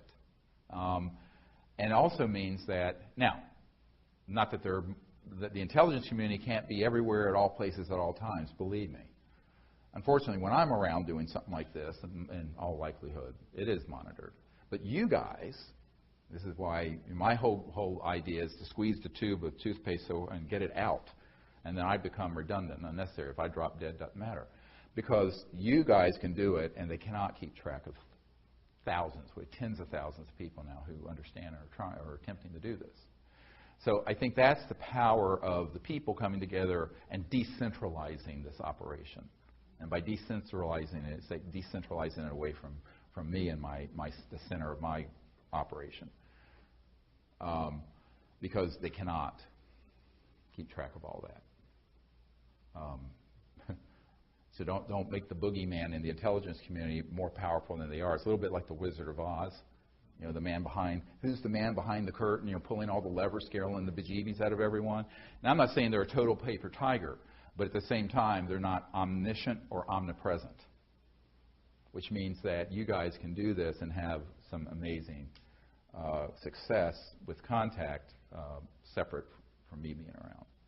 My purpose is just to teach and to let people understand how this happens and then go do it yourself. The medical model is see one, do one, teach one. You see it done once, if you're in med school. You see it done once, and then you do it. And the next time you're teaching someone to do it. Boom, boom, boom. So that's the model. And it works, because that's how it propagates. Knowledge propagates very quickly that way. And if you take that to heart, you'll find that you begin to learn these abilities in meditation and the techniques of the CE5 protocols. Go out and do some experiences, and then you have some learning curve, and then you begin to share it with other people. And it just takes off. And we have some great people around all over the world doing this. Like I said, every continent. So that's what I want to encourage people to do and empower you to do it. The other thing I want to share in this sort of introductory, these first couple hours, is the understanding of the mind and all the different ways that our experience can relate to ET manifestations. Now, there's something called, in the Vedic tradition, the siddhis, S-I-D-D-H-I-S. These are different abilities and powers that people can develop as they develop higher consciousness. Now, these run the gamut of almost everything you've heard about, some of which has been relegated to mythology, but is actually very real, such as levitation, dematerialization, materialization, changes in your body density to move through solid objects, precognition, we've talked about, teleportation, telepathy, materialization of objects, etc., and so on and so forth. Now, those are all things that actually humans can do. Those are advanced applications of higher states of consciousness. But understand that there's a scientific correlation to every conscious city. So whatever that you can imagine that any enlightened master has done can be routinized or made routine through a scientific method, even when it up to and including levels of the astral, you may call celestial, conscious cosmos, and do it scientifically. I always tell people that a really hilarious story of this captain of a Navy contract vessel that was in the South Pacific in '63. Jacques Vallée had the story, but he didn't have the source. It was a third-hand story for him, where we were testing I think they were the Atlas intercontinental ballistic missiles. We were firing them downstream in the South Atlantic, and this captain who contacted me was on a ship that was retrieving them after a test fire. Now, these were not hot. They didn't have nuclear weapons on them. They were trying to get the missile to be accurate. But the missiles kept missing their mark, and they knew there was some kind of a subtle electromagnetic thing happening. And there was always an ET craft around. And they got these on radar. So one night, his radar guy had a new, I think it was RCA radar system, and it was sweeping around, and they picked up a craft. And so the captain was called, came up, they got it. He called the command center, and they got it on radar. Unfortunately, they then hit it with some kind of electronic weapon or something, and the thing blew up. There was an explosion in the sky, and it fell straight down into the water, this UFO. And the next morning, his ship was vectored into the point of impact.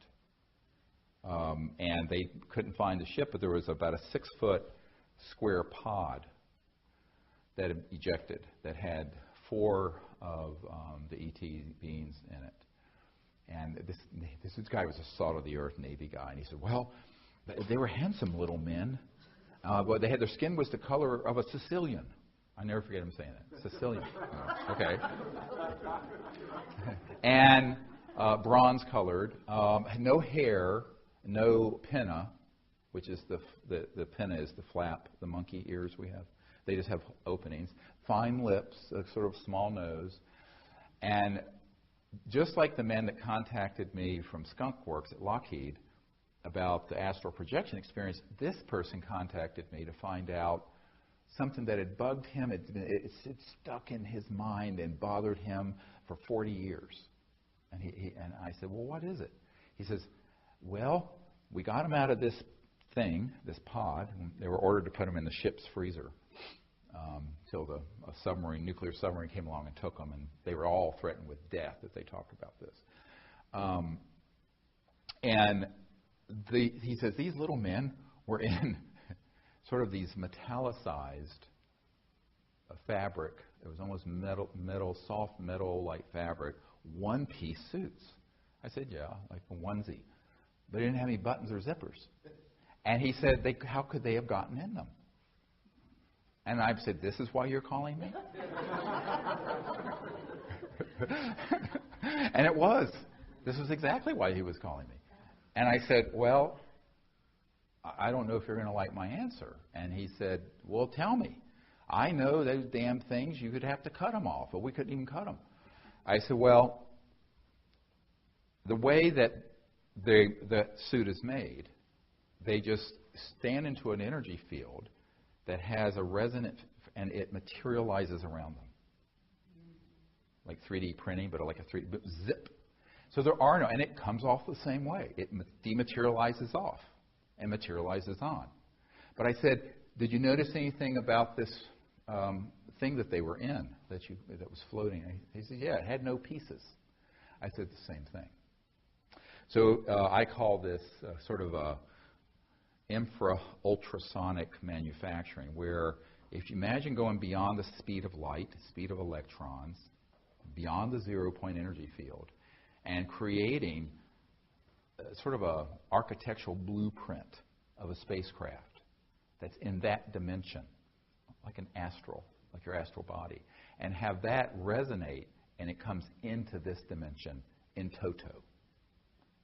So it recruits the atoms, the molecules, the structures, not by digging them up and smelting them and banging them and doing rivets like we do on an airplane, but it, and that's, I call this extraterrestrial manufacturing 101 that I'm sharing with you. So that's why these spacecraft, the guys who I know who've gone to ones that have retrieved them, they're seamless. Now, if you see one that has rivets and seams and parts of it, that's Lockheed and Northrop's and Boeing's anti-gravity stuff.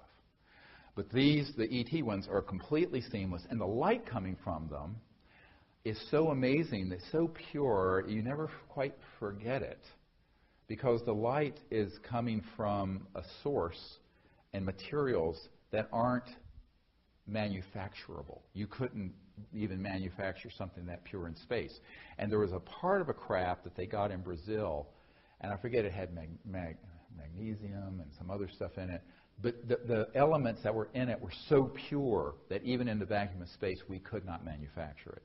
And no one understood how they could be doing this. I said, because they're not going to some asteroid or planet and digging up stuff out of the earth and smelting it and melting it and then putting it together. They're creating a field, and it resonates and then comes in from that transdimensional, virtual, near astral, I call it, the near astral. And it then pops as a totality into 3D. Make sense? Which, if you study the literature of the craft that have been retrieved and even the clothing on these beings, they're consistently this same report. Now, why is that important? Because it means that when you're out under the stars and you see something, and if it seems just, it's too beautiful to be real, it looks like a jewel. We were once in Colorado, and there was an object, it looked like it was a crystalline jewel in the sky. And it was there for a number of minutes, and you couldn't even, it was painful. It was so beautiful. And then there was a fighter jet was vectored in, and the thing popped and began to go off, looked exactly like a 737. Everyone saw it. So, but what's fascinating is the purity of the light and the quality of it. And then there's one more thing. These craft are imbued at the level of nanobiotechnology. You know what that is, where they're actually living and they're conscious. So the craft itself has the consciousness of the occupants, and often it's the chief pilot or the person who's actually directing it, which is usually they will either touch it and think, and they'll go. All right?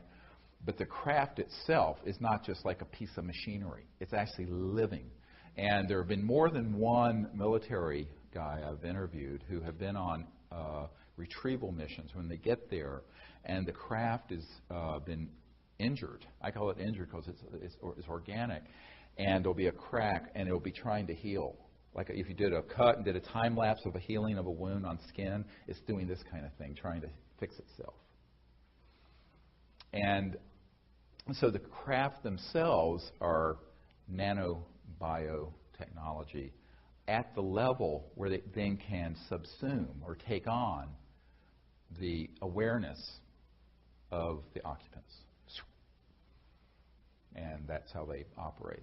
So many times people have an experience with a UFO, but they'll feel that the UFO itself was communicating or was conscious. I say, well, it is.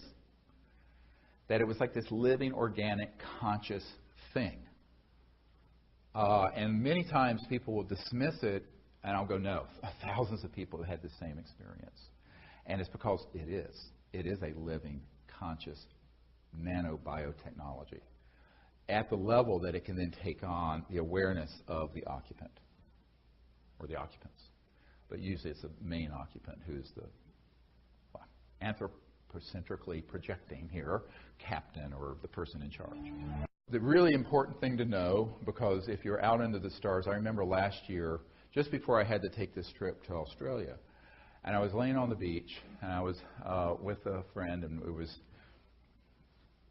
beautiful. You could see the whole Milky Way galaxy on the outer. I was on the Outer Banks, and I was out there, and we were talking about this stuff. And there's someone who had never seen one of these objects, and suddenly in the Milky Way, an object about that big at arm's length, which is huge. It was pretty close and pretty big, materialized, and it was this beautiful kind of crimson ruby red, but it was like it was living. It was like this thing that was living, and it moved and went the whole distance of the Milky Way galaxy. It wasn't an instantaneous thing. It was there for a little while. I don't know if anyone else on Earth saw it, but we saw it. We were looking straight up, and it was like it was alive. The sky was alive. The object was alive. And I realized it was going right in the direction of Australia, which a few days later I was wheels up to Australia. So, and I think it was, I told my wife, I said, I think they were telling me, you know, bon voyage, and we'll be with you there. So it was a beautiful, beautiful experience. And it can happen that easily, that quickly, you know, if you open up to it.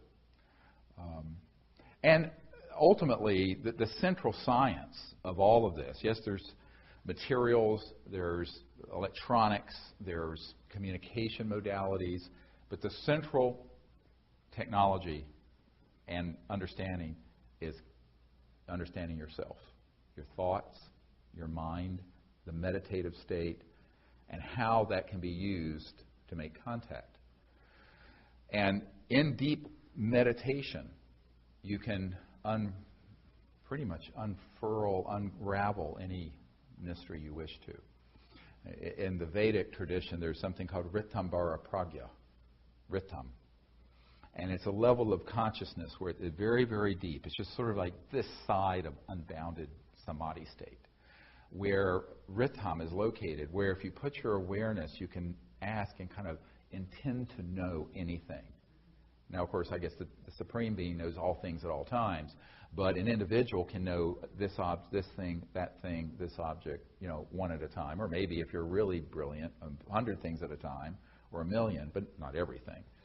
But I think that's the wellspring of intuition, and that resides within every single person. So it's like this conscious quantum hologram, where all of us are part of this conscious hologram, and every single one of us, even though unique, at the deep level of consciousness, we're plugged into that unbounded. And if we travel to that, that's where we become one. And if we begin to experience that deeply enough, we can begin to experience that even while we're walking around, driving down the road. In my experience in the ER, I used to have a lot of experiences where it would just be this intuitive flash, and I would know someone had a brain tumor, or I would know someone had something completely hidden with no symptomatology. And I would act on it. And the nurses call me a warlock, but they were awesome. In North Carolina, I said, well, these hillbilly nurses were great, but they would say, Dr. Greer's a warlock. And so we would have these experiences. At one time, a man came in, and this is why I encourage people to do this. I don't care if you're an airline pilot, a software engineer, a business executive, a bus driver, a doctor, whatever you are, if you learn these principles of consciousness and the cities that go with it, these abilities, it will be very valuable in your life. And there was this man that came in, and he was a 26-year-old guy with a couple kids, and he had the flu. It seemed like the flu was flu season. And then I looked at him, and I looked and I thought, God, he's got a big brain tumor. And he didn't have any symptoms of a neurological insult at all. And I turned to the nurse, and she was fat, Bubbles, love Bubbles. She walked like this and have a bouffant. And I turned to Bubbles. I said, I need a CAT scan of the brain. And she said, well, doctor, she's only got the flu. I said, just do it. It was always my mantra, just do it. Thank God I didn't have to go through a bureaucracy, insurance company, or government. They did just do it. So he did it. And the radiologist calls back an emergency callback, and radiologists usually don't, they don't bother. Well, this guy's got a astrocytoma that's like a pancake over his brain, and it's herniating his brainstem. Well, the brainstem going down through the foramen magnum gave him the fever, the chills, all his symptoms, but there were no focal neurological symptoms. And so he went to emergency neurosurgery. He lived. I just see him periodically. He'd come in occasionally, but it was totally, I'd say, almost anyone who would, in fact, the neurosurgeon said, "How did you even think to get a CAT scan?" Because it just seemed like he had the flu. I said, "Well, I just had a hunch." I couldn't say to him that I actually remote viewed and sensed that there was this thing. But it's like, how golden retrievers have been trained to find melanomas and stuff. It's like humans, we have this ability, whether you're a scientist or a doctor or a pilot or whatever you are, and we've shut ourselves off from our birthright of being conscious, enlightened beings. And it's so easy to get back to that. You sit quietly, do nothing, do a meditative process, and confirm that you can do these things. And it will. It'll just unfold. And it's not like every single day is like that, but it happens enough that life becomes wonderful, magical. And I would really encourage people to do that. And when you're doing this contact work with ETs, it means that you can do this under the stars with 3 or 4 or 5 people that you're close to. Remember what Dr. John found at Princeton. If someone is in a state of unified awareness and are bonded and they are intending with thought, it has an exponentially greater effect than one person by themselves. And so that's the power of a group of people doing this, so long as they're harmonious and not fighting like a bunch of wildcats. And there's coherence in the group. So if you can create coherence in a group, it's incredibly powerful because it's orders of magnitude. It's an exponential increase in the power of the thought, the consciousness, and the effect to make contact. And somehow, some way, these civilizations will respond. So when you were talking about the suppression of this knowledge, I guess my question to you is, do you subscribe to any kind of idea like Illuminati, curtailing this, and does any type of negative kind of ET presence fit into that model, where it's kind of been keeping it like a prison planet type of idea? Well, the question is in terms of the information being kept secret, is there some Illuminati-type entity or perhaps even ET presence keeping it secret? I doubt it in the way that it's the mythology, the internet mythology would say it is. I think it has more to do with the fact that there are, let's say, called cartels, interest groups, that are also competing interest groups, human, not ET, that don't want certain aspects of this out. And there are points where they cooperate and there are points where they don't. Now there's something, the latest iteration of it, I've been told from some of my intelligence sources, is called SIG, S-I-G, which is the Senior Interagency Intelligence Group. And the SIG, which, from the old Majesty and Majestic entity from the Truman era, and some of the documents I have, it says MAJIC, M-A-J-I-C, classification. Those are, intelligence groups that operate out of normal chain of command. They work with people in different countries. And then they will usually have representation from different interest groups, such as religious, technological, financial, macroeconomic, et cetera, and so on. And so there's really a simplistic view that there's sort of like one group. It's the Bilderbergers, it's the Illuminati, it's the this. It was interesting because a few years ago I was at a meeting in San Francisco, and it was after the Disclosure Project was launched. And Henry Dakin, who the Dakin Toy Company, was hosting sort of a reception at his loft in San Francisco. And Judith Scutch was there, who was the original publisher of the Course in Miracles with Marianne Williamson, and very big supporter, and her husband was a colonel. And she was friends with this man who had just been up at the Bohemian Grove, with the whole Bohemian Grove. It was like 2,500 people. And this issue came up. And the issue of, it was a very wealthy European financier. And so this issue came up about disclosure, because they'd all been in the news. And they had someone there to get up on the stage and tell everyone that they were part of a very high governmental scientific entity that had looked into this, that none of it was true, that it was all just misinterpretations and, you know, swamp gas and Venus rising or whatever, the usual blather.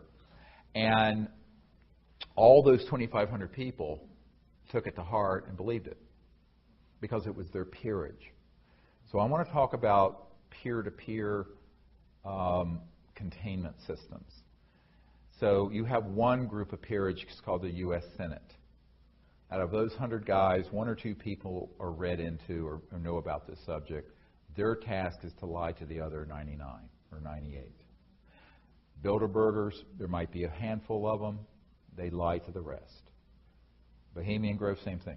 So people have this very simplistic view of how secrecy like this would be maintained, and that there's some sort of vast sort of conspiracy, and there'd be all these people. Because of compartmentalization, there would be people, and compartmentalization is where you have you know, a very walled-off area of operation where it's compartmented to that particular task or research, and it is so narrowly focused, and the people in there have such blind, they don't know what the person in the next cubicle is doing, never mind what the big picture is. So it's very easy when you have extreme compartmentalization to keep most people in the dark about what's really going on. And then there'll be a handful of people who really know. And they may, you know, this committee, if you want to look at it that way, this intelligence group might have 200 or 300 people from different countries who are themselves members of different elite groups. And those folks would then lie to their brethren in that peerage to deceive them. And that's their job. And they're trained professionally to lie. So it isn't as if it, so most, I would say 99.99999% of everything I've ever seen that's out there on this trash dump called the internet has almost no bearing in reality. Because it's just too imbecilic. It would not be operating that way. Now, for special compartment, you know, top secret, TSSCI, top secret special compartment intelligence to operate is the compartment part. It's not the top secret part. There are 980,000 people in the United States with top secret clearances, which means they're common as dirt. It's the compartment you're in, all right? So you may have Q clearance. It used to be the clearance for nuclear weapons and stuff. But it doesn't mean that just because you have Q clearance, you have clearance into electromagnetogravitics. In fact, you almost certainly would not. So, and the same thing goes in for corporate. Same thing goes for, it was interesting, I was in San Francisco at another time, and there was a woman who lived in Pacific Heights, the end of Broadway, where all the $100 million mansions, you know, the Getty home and Larry Ellison, all these people live. And she was hosting her neighbors for a salon. And I was the guest for this dinner party. And, you know, I mean, there were all these people. And the guy on one side of me had been the chairman of SRI, Stanford Research International.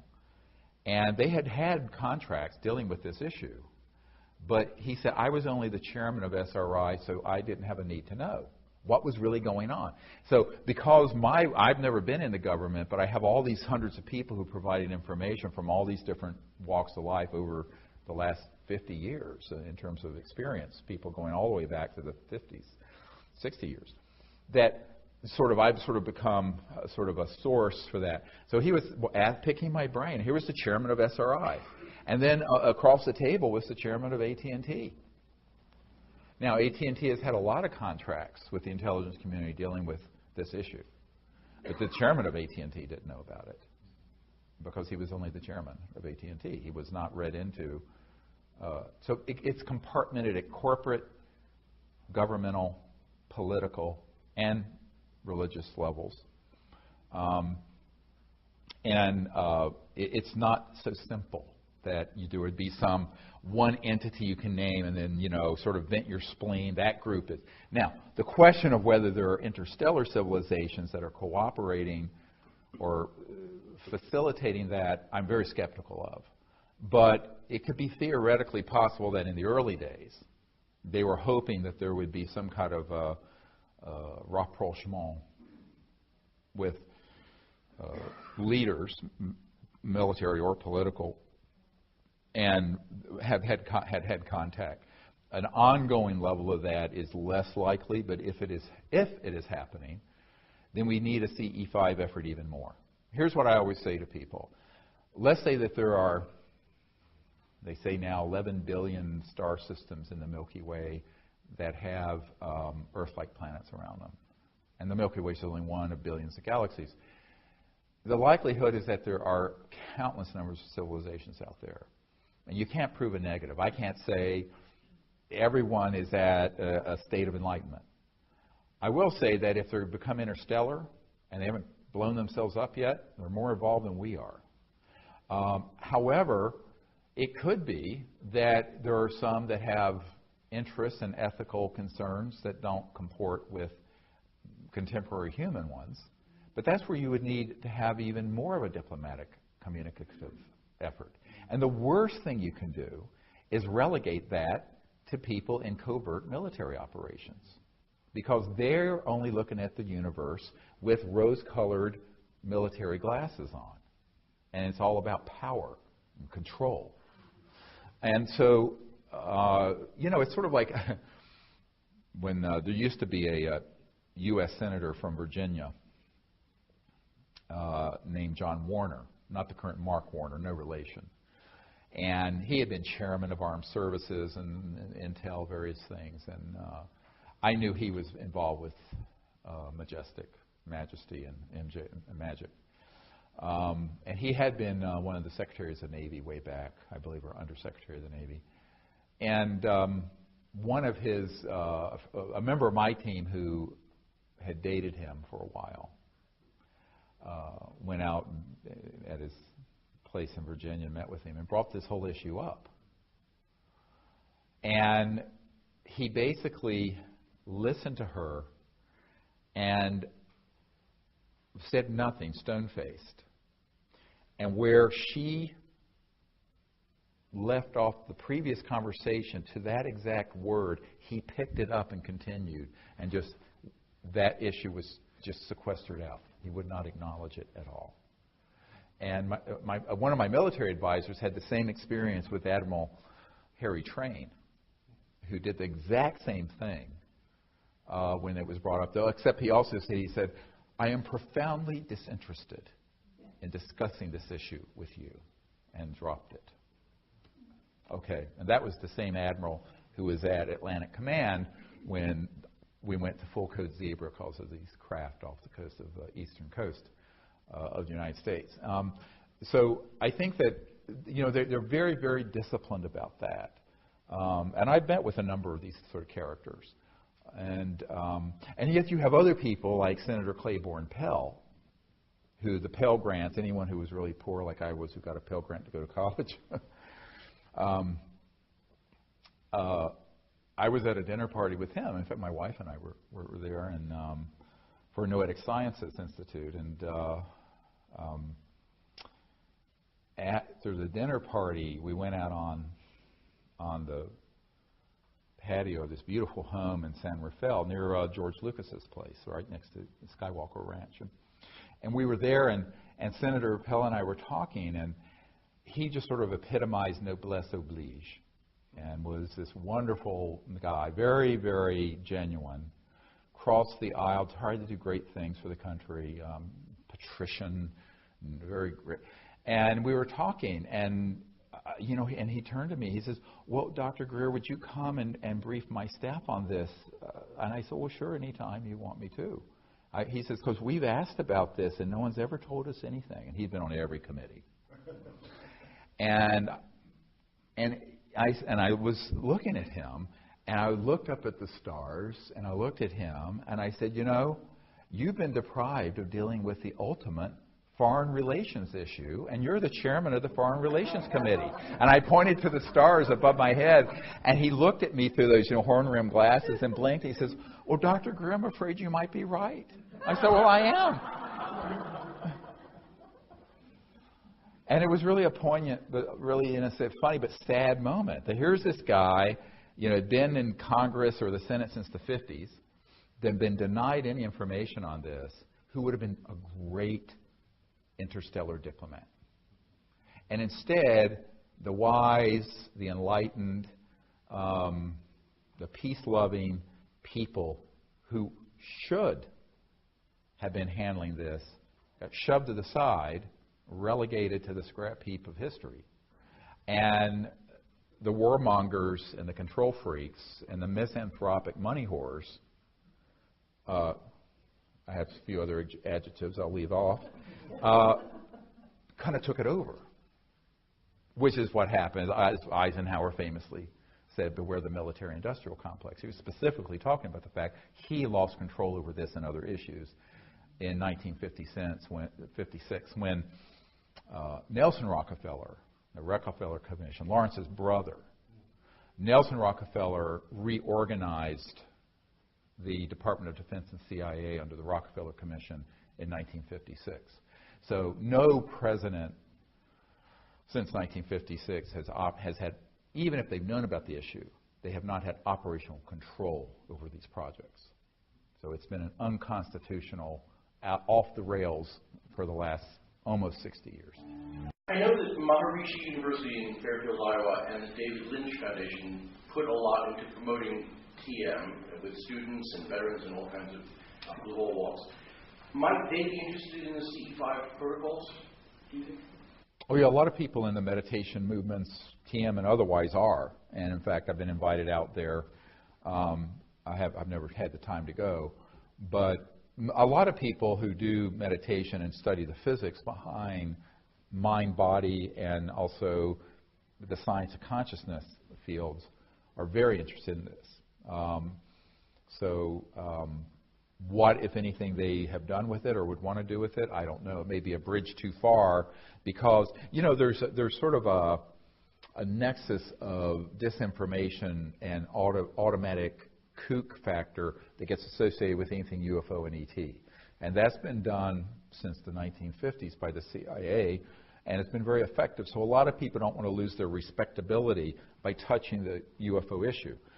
That's just true. I mean, it's a psychological warfare is the term used in the CIA document I have from 1953, where they specifically talked about the psychological warfare value of the subject, but also how it could be basically neutralized.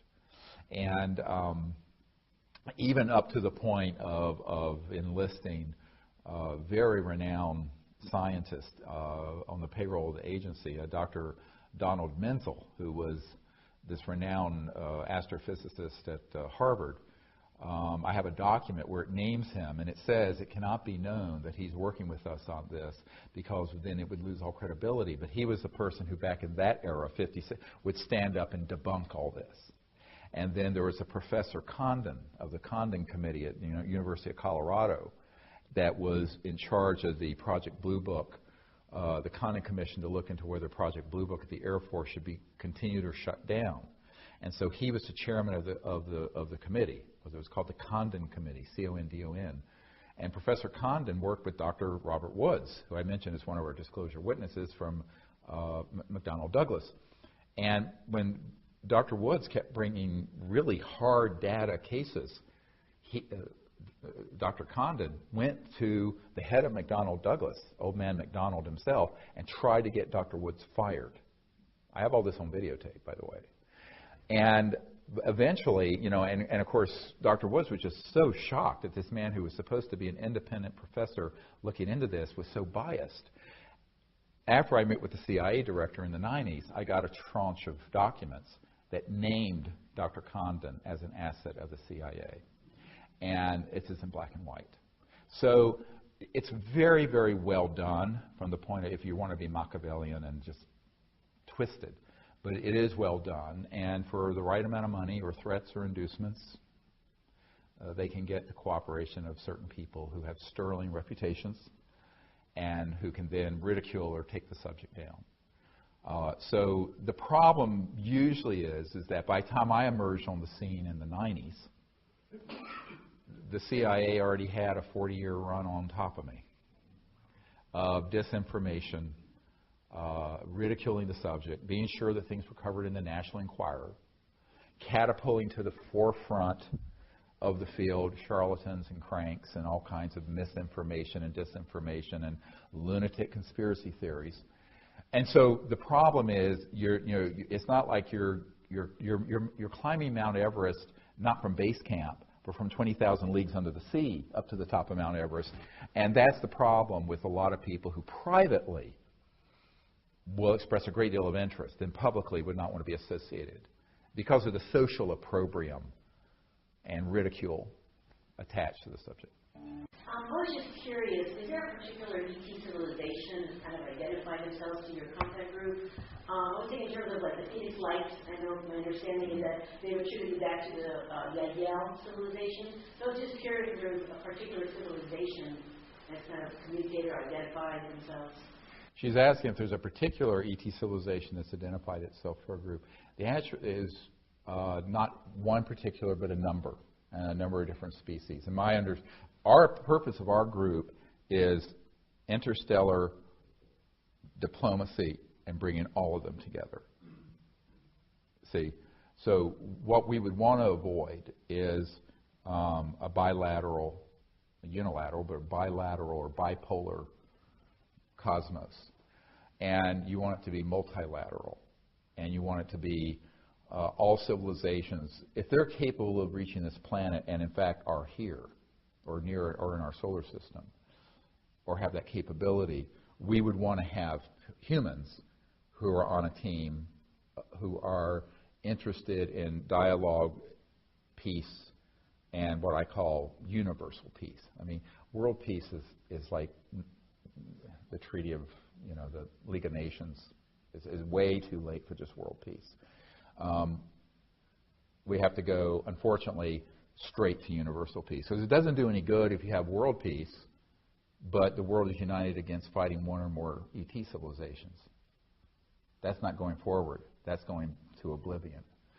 So Hollywood notwithstanding, and the latest Tom Cruise movie notwithstanding, you really cannot enter this subject if you're serious about having a future at all without having a multilateral approach. And so we have had very specific contact experience with different types of species and what have you.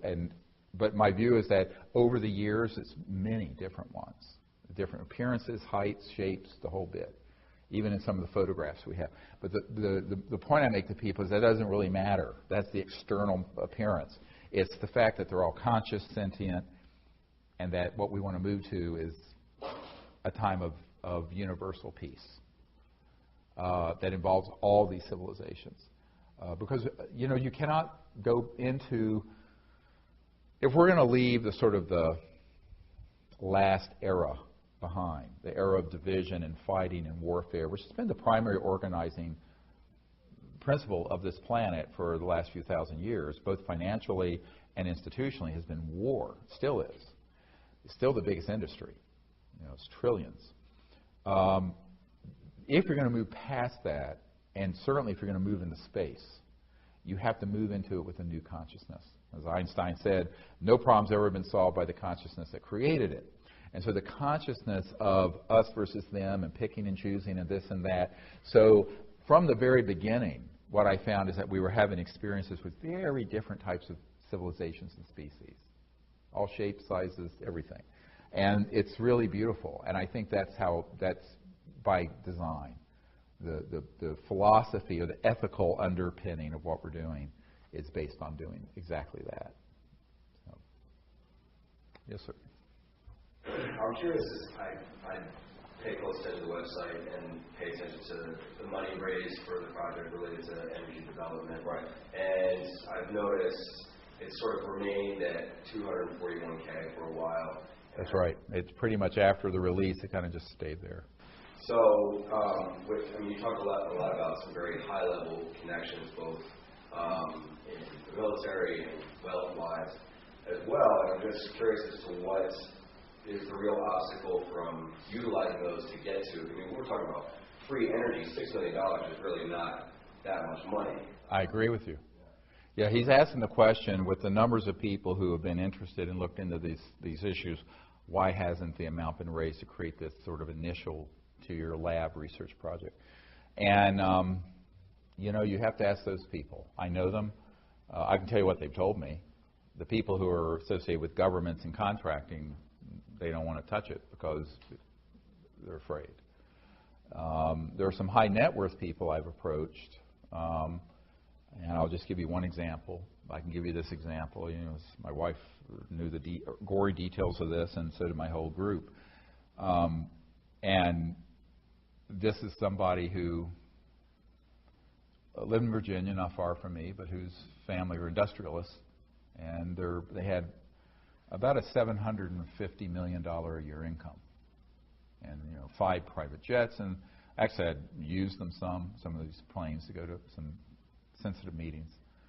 And so I approached the scion, the elder of this family, really controlled the operation, and I explained to him how we're running out of time to get this dealt with, and would he do this and help? Because basically the amount of money he blows out of the tail of his Gulfstream jet would do it.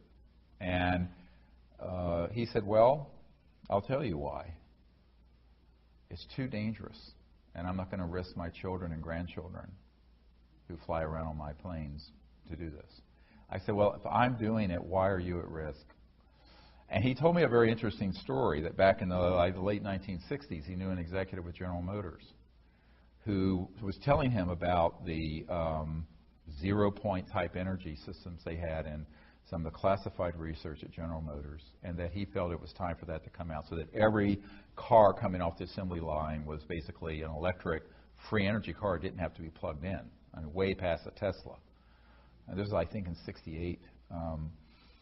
And he said that 2 weeks later, after he was openly talking about this executive was found dead. And it looked like a suicide. But this industrialist that I knew very well told me that everyone knew it was not a suicide. And so I found that, the fear is the mind killer. So, there are a lot of people who know about this, but they don't want to stick their necks out.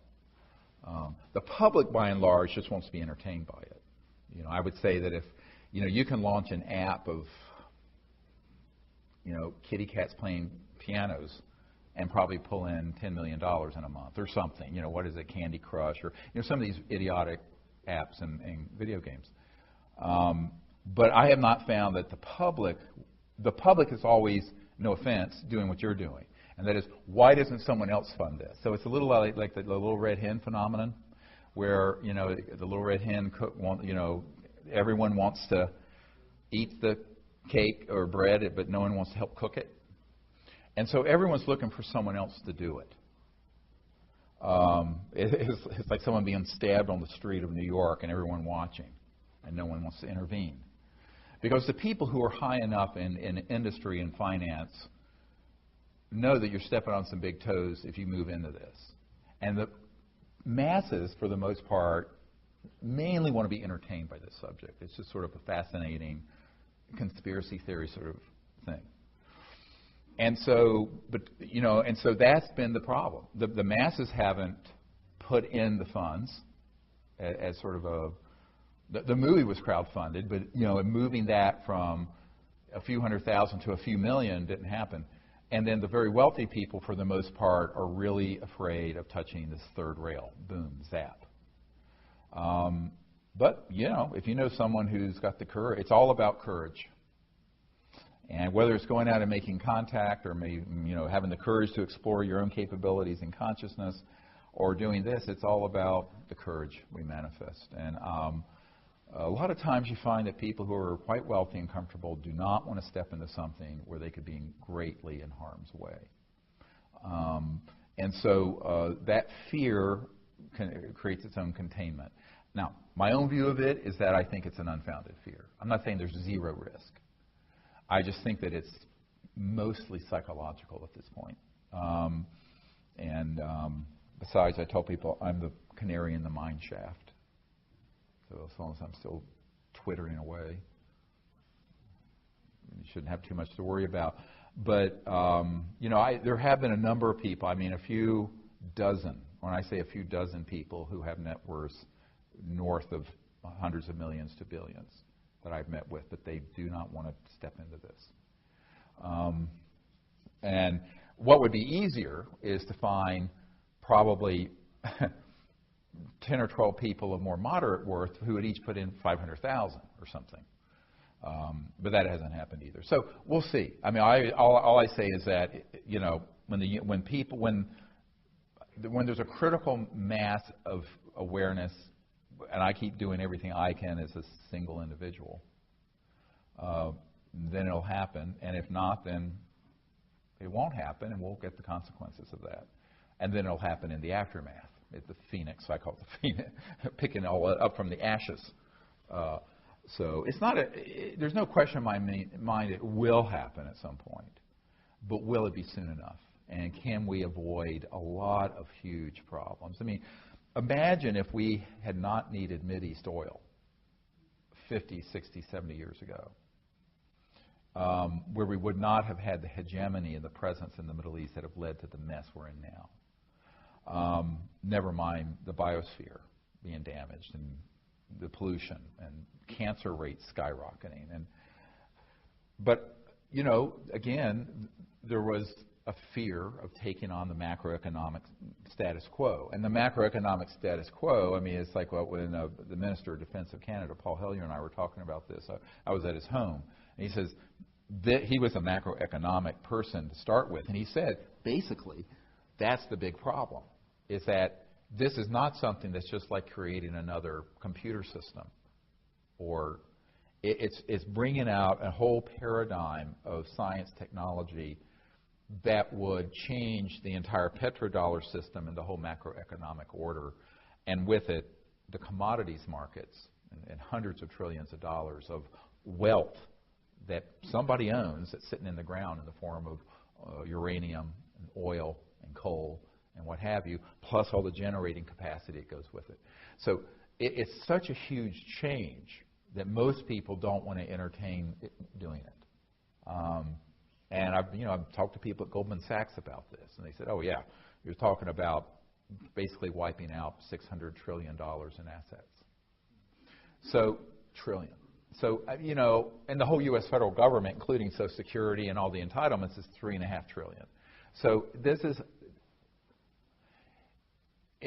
the longer we put it off, the more the world is dependent on the old paradigm, and the more it cannibalizes and destroys itself. However, and it becomes more and more difficult to do it. So it's kind of like putting off repairing a leak in your roof of your house. You can put it off, and eventually the damn thing's going to cave in on your head. But all I can do, you know, I don't have the resources to do it, and is articulate what could be done, hope there's some people who gather around the vision, and we get it done in enough time, you know. You have to understand, when I started this in my, I guess I was in my mid-30s in 1990 when I started all this, and I thought, well, if I put the information together and provided it on a silver platter tied up in a bow to the right people, they do the right thing. Wrong. So I got disabused of that notion very quickly. But, you know, so ultimately that's why we then said, well, disclosure of this information, the contact effort I never viewed the government doing that initially. I always saw that as a citizens' diplomacy. But then also the technology, I realized, would have to be coming from we the people. So it's about organizing we the people. And so I tell everyone who's listening to this, share this information with the right people in your network, send them to our site, and through networking, maybe the right folks will line up who have the courage to step forward and make it a reality. Or somebody with one of these technologies who has one that's already operational will step forward and be willing to do something strategically sane. Because the strategically insane thing to do is to do what Stan Meyer did and Rossi is doing and almost every other inventor I know had done, which resulted in a catastrophe. So all I can do is encourage. And but I do think, it's all networking. It's like networking it out there. The way that we've reached the people we've reached is through networking. So that's really a key thing to do. Hey, Dr. Greer. Stoked to be here. Good. Glad to hear. So in 2012, there was said to be, a shift in the way we think. And for me, that was the case. Like consciousness, the word consciousness was in my head just constantly. And that led me down the path to finding work. So I was just wondering if you've noticed any increase in this kind of interest in UFOs, or if you think it's just the grand scheme of the universe. Your thoughts on that? Well, I don't know about 2012 per se, but it has in the last couple of years gone up exponentially. All the interest in this. To the point that you even have Lockheed Martin putting out information that by 2020-something they're going to have a fusion generator that'll run everything. That was in the past month. So things are moving along, and it has been a big move up. What I'm concerned about it's sort of like the Hopi prophecy, where there's one timeline that terminates and there's one that continues on. And we have to choose what timeline we want to be on. It's called the prophecy rock or whatever. It's this etching that the Hopis have. Have you seen it? It's really cool. Or disturbing, depending on how you look at it.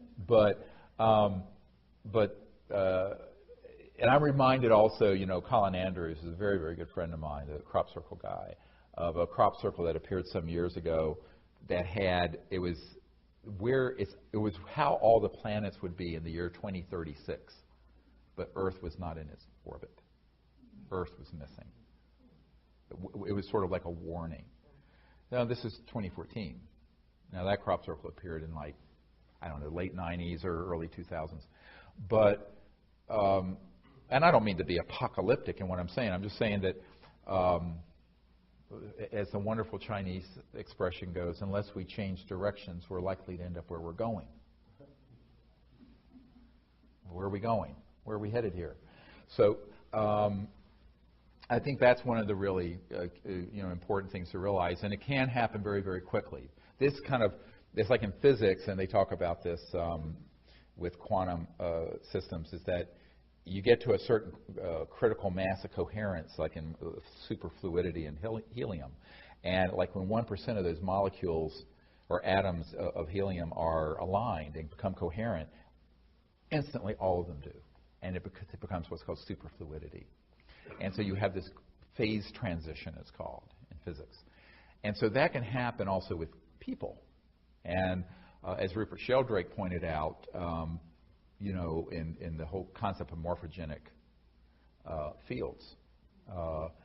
It's sort of like the 100th monkey effect, where a certain population learns something, and then when it reaches that critical mass, suddenly monkeys on other islands and in other areas that had no linear contact start automatically know how to do it also.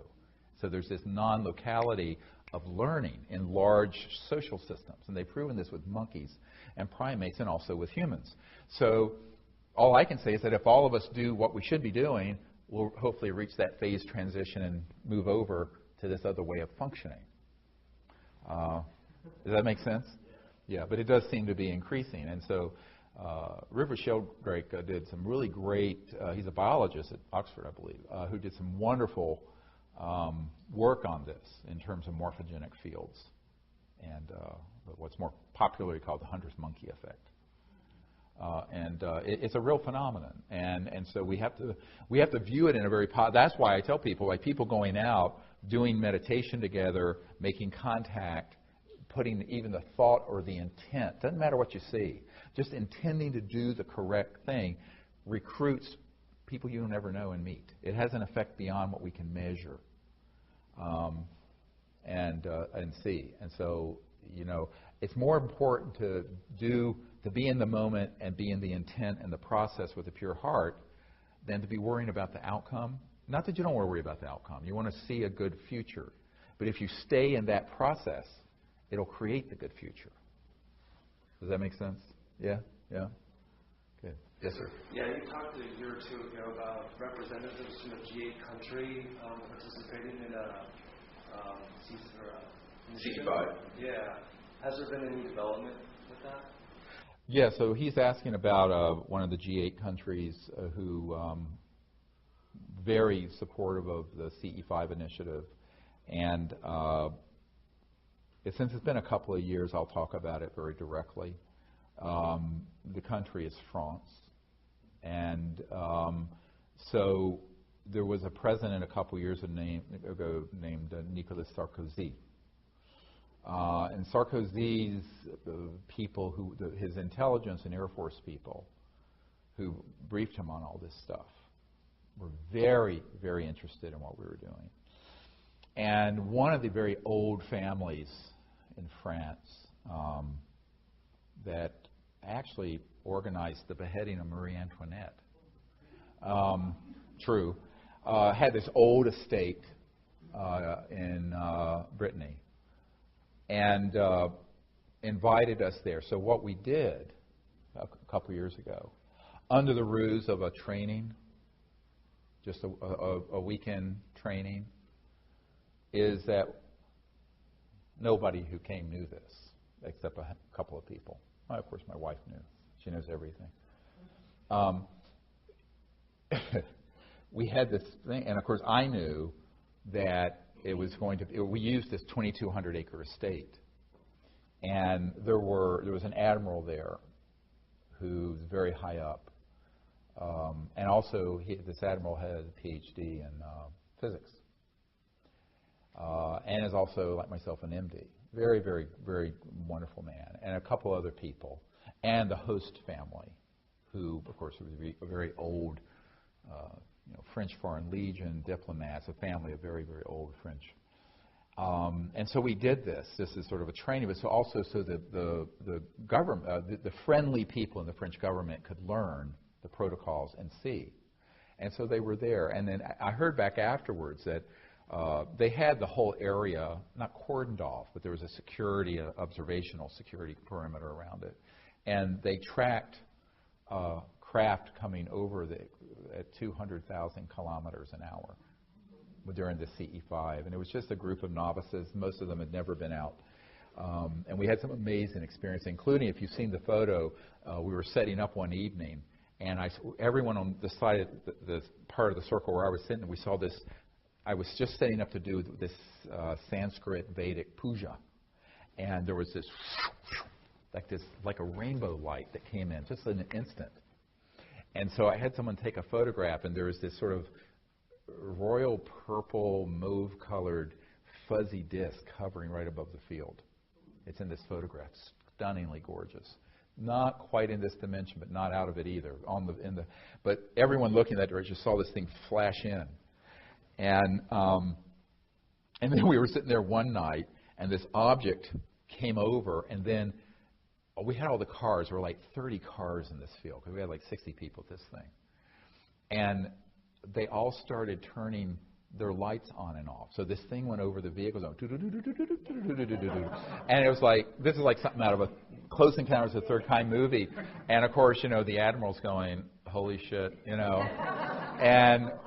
and we're in deep meditation, and all of a sudden we hear this, right next to beyond where the cars were, this,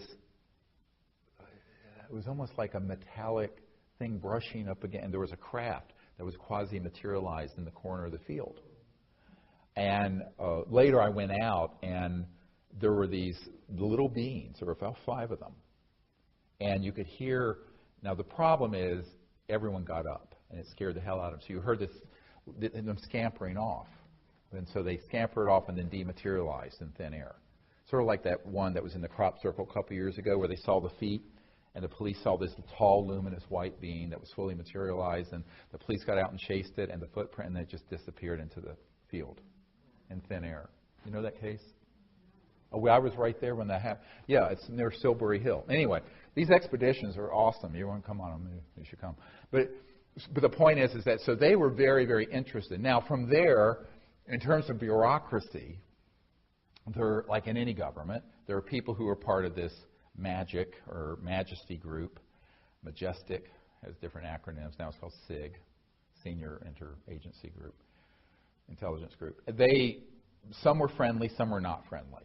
And when you're talking about a government moving off the dime on this openly, it's very difficult. But it's it's an iterative learning process. And so the way I view it is that, see one, do one, teach one. You demonstrate it, and then hopefully, and I know that they're learning, and probably they're practicing it. Now, the ethical construct and the philosophical underpinning of it is that it has to be done within the context of universal peace. It cannot be done within the context of one national entity vaulting itself over another, et cetera. But I know that this is not going to be able to be done through the UN, because we tried that. Back when Boutros Boutros-Ghali was UN Secretary General, and they were very interested. His wife came to one of the salons I held in New York, and then the Secretary General after him, Kofi Annan, when we did Disclosure Project, originally they had committed to hold the Disclosure Project event at the Secretariat of the United Nations. But some folks came in with an all-access pass and essentially threatened to pull funding out of the UN on behalf of a certain number of countries, and it would have destroyed the UN. And I was called directly by an ambassador who was attached to the UN Secretary General saying, "We wish you well, we support what you're doing, but we cannot do it at the UN." And that's why it was held here at the National Press Club. I have not told that story much. So, you look over the last 10, 15 years, there have been a lot of initiatives from the starts and stops from various governments. And so, yeah, there's a lot of interest. But it's sort of like, that old saying, everyone wants to be first to be second.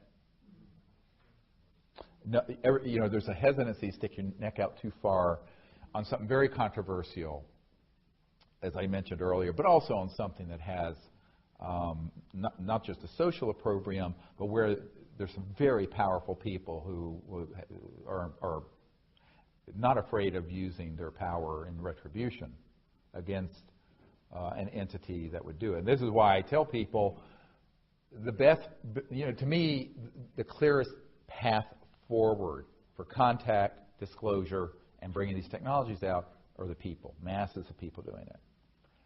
Large corporations, the very rich, governments, you don't want to be prejudicial against them, which is why I'm, like last year, I was happy to go to Australia and meet with all these folks. But you have limited expectations. You hope they do the right thing. But what I learned starting back in the Clinton years is that everyone wants to know about this stuff. Very few people want to do anything about it. So knowing about it and doing something about it are two totally separate things. And all we can do, I think each of us can do, is to provide the information, the knowledge, the vision, and let that gather amongst the populace and also with world leaders and other people and see where it goes. And I have a very, not detached, but a very realistic philosophy about that.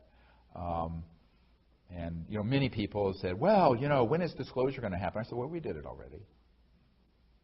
And people think I'm joking. I said, no, when we started this, only about a quarter or a third of the people thought this was real. Now it's 50-some%. Last year, the Marist poll said that 43% of Americans think that we're currently being visited by interstellar extraterrestrial beings. It's a huge number. So I say, in terms of the public, it's kind of there. In terms of officialdom and what I call the hidebound, inborn elite, the sort of inbred elite of the world, There's, that's a harder thing to get through. And no smart part because of both power politics, but also more easily. As this one Air Force witness told me, he says, the real way this has been kept secret is just sheer ridicule. The subject, you really don't have to do or say anything. It hides itself because people don't want to be laughed at. People don't want to be put down by their peers. People don't want to be lose esteem amongst their colleagues and what have you. So talk about courage. The biggest courage it takes for someone who's interested in this is to speak the truth in a way that is appropriate. You can't bring everything out to someone who doesn't know anything about it, but that's why we put Disclosure Project, the book, and the videos together, so that anyone who's even at the level of the most basic linear understanding will say, boy, where there's smoke, there's fire, because here's a lot of information from people who with sterling credentials. And there is this sort of strange hypocrisy with the mainstream media, and that is, if you had three people who would go on record with the New York Times or Washington Post about a senior person at the White House having sex with someone, it'd be all over. I have 110 people on videotape and testimony with corroborating documents, with their DD-214s, which is their discharge papers from the military, with signed statements, witness oaths that they would testify under oath before Congress with the penalties of perjury, federal penalties of perjury, and it gets ignored by all the mainstream media. And you talk about a double standard. So this is, of course, what we're up against, because the big mainstream media, again, not so much, now some of them are tied into, quote, the cabal, if you want to call it that keeps it secret, but most of them, it's like this, I have a family member who will remain nameless, who used to be the city editor of the Boston Globe. And when she found out I was getting involved with this stuff, she says, I don't care if you put a dead extraterrestrial body on my desk. We're not going to run this story. We're a blue chip paper. That belongs in the National Enquirer, and it would never appear in the Boston. I mean, it was just like that. This is a family member. So, and this was not, I assure you, it's not someone on the payroll of the CIA, like Donald Menzel was, or Professor Condon. So I think that we have to understand that it is a real educational process. And putting together the Disclosure Project information with top secret documents and military witnesses and generals and ministers of defense and people who have credentials and respectability, as it were, as pilots or people who are at Strategic Air Command, that's very important. And that body of information is sitting there for anyone to take virtually for free. I mean, we have 60-some of these people's testimony up on the site on YouTube now for free. So that is important that all of us should share that with folks. When you get to governments in these G8, it's very interesting. Before I went over there, I regret that this wasn't actually in the film Sirius. The director took it out, and I don't know why. But I have this beautiful letter. It's in French, from this admiral and the team, who wrote about their commitment to make a long-term commitment for this journey with these visitors from other star systems. And amazing. And it's actually from the Ministry of Defense of France on their letterhead, signed. It is the most important government document in the history of the UFO subject, and there it sits in my vault. So what I say to folks is that that was just a few years ago, that process continues, but it's usually very quiet. Why does SETI continue to be funded where you're clearly demonstrating like you can do all this with the protocol? Right. I mean, it's out there for people to just go and get the app and do it. Well, yeah, it doesn't matter what kind of evidence you put together or even signals we get or images. The subject, again, gets debunked. But the other thing about the SETI project, like Seth Shostak and these people, they are carrying water for someone. Because you're either stupid or you're corrupt. There's two things to choose from here. If you've really dug into this and you're at that level at NASA or the SETI project, and I debated Seth Shostak on Voice of America about this. I had my military witnesses, John Callahan, who had all the radar tapes, and we basically cleaned his clock. But at a certain point, I said, you cannot look at all this dispositive evidence and proof and information and just dismiss it while you sit there and spend hundreds of millions of dollars saying you're listening from a signal from outer space, which, by the way, they've already received and been covered up.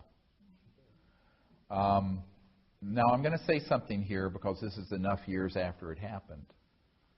A few years ago, there was a show called Coast to Coast with Art Bell. And it was on the cover of Time magazine, and I was one of his favorite guests. And when I'd be on that show, it really lit things up at certain agencies.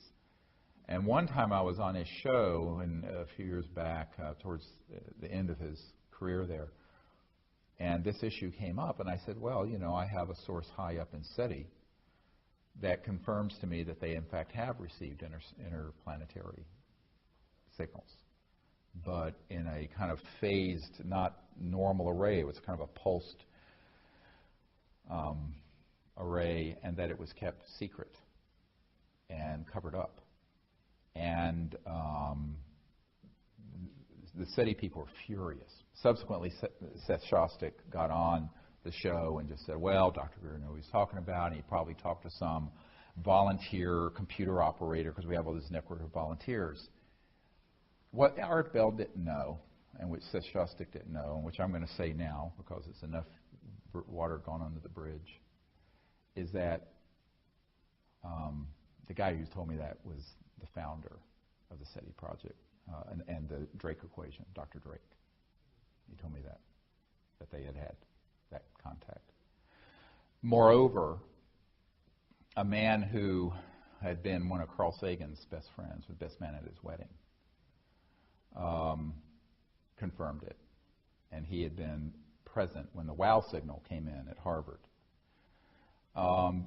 So, you know, it's very frustrating for me because, you know, these are people who, one of them was an astronomer who was actually at the Georgetown Westin Hotel in 1997 when we were doing briefings for Congress.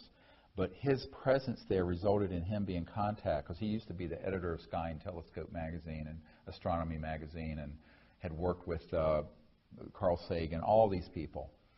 And he said, he contacted my wife and me after that, and he says, you know, I've been told that if I don't back off of this, I will never have a working position again. And I got kids in college. So he, wonderful man, wished us all the best and left. So that's how it works. And, you know, I mean, I gave up my medical career. I mean, people say, oh, my God, you know, I say I gave up $500 and some thousand a year to be doing this for nada. But most people who are in a situation like that, who's an academic and what have you, unless they're independently wealthy, they really can't turn to the people who are hiring them as an editor or a professor and say, bug off. And so this brilliant scientist who had all this information, who started to come out, he never went public, but at the meeting with the members of Congress and these other initial witnesses we had in '97, when I was still trying to get the White House and Congress to do disclosure so I wouldn't have to do it in 2001, right before 9/11, he was at that meeting. But even being kind of out on this subject that much caused him to be contacted and be told, don't, stop it, or your career is over. He says, and it was made very clear to him, you will never work again. No one will hire you. So, you know, there are a lot of people like that. And so there is this, it's not so much some sort of Illuminati, it's this oppressive condemnation of the subject, along with abuse of power, you know. I mean, it's quite illegal for the CIA to be infiltrating an alleged independent Air Force investigation at the University of Colorado and put someone on their payroll to prejudice the jury and kill the report on this subject in 1969, whenever that happened, when the CIA is barred from having any domestic activities. I mean, this is illegal. Go read the law. And it's also, however, why I've told people this is why everything we're doing is legal. Very different from, say, Edward Snowden, who was disclosing information that the President knew about and certain members of the Senate Select Committee on Intelligence knew about and the House Intelligence Committee knew about.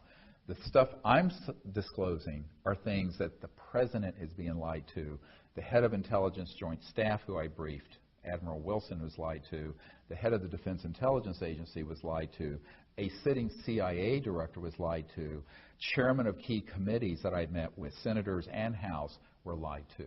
I can prove that in a court of law. A priori, those projects are illegal, and I have declared them rogue and illegal, and therefore they cannot touch us. And that's the difference. I want to make this a very clear point. There's a big difference between disclosing something that's being kept secret, even if it's wrong. I'm not saying that what Snowden disclosed was right or wrong. He probably did a service in the long run. But that was being overseen by the appropriate governmental elected and appointed officials. And something like this that has no constitutional oversight and is a complete criminal operation and rogue. That, and this is why, Danny Sheehan, who worked with me right before Disclosure Project, he and I discussed this. He's a constitutional attorney who did the Silkwood case and the Pentagon Papers representing the New York Times. And he said, look, given the people you've met with and the fact that they've been denied access, who are at the top of the heap, not only in the United States, but people like that I've met with in Great Britain, France, other places where they're completely being left out, that is prima facie evidence of an illegal operation. And therefore, if it's an illegal operation, they can't cite the rule of law to protect themselves, which is why our position was in the late 90s, early 2000s, anyone with documents, information, whatever about this, you can come forward without any penalty of violating your national security oath. Now, saying it and having people do it because they're afraid. People have been threatened with death. But we did get enough people to come forward because we had a critical mass. I didn't come forward with one or two. I came forward with dozens all at once. So that was the power of unity and the power of doing it.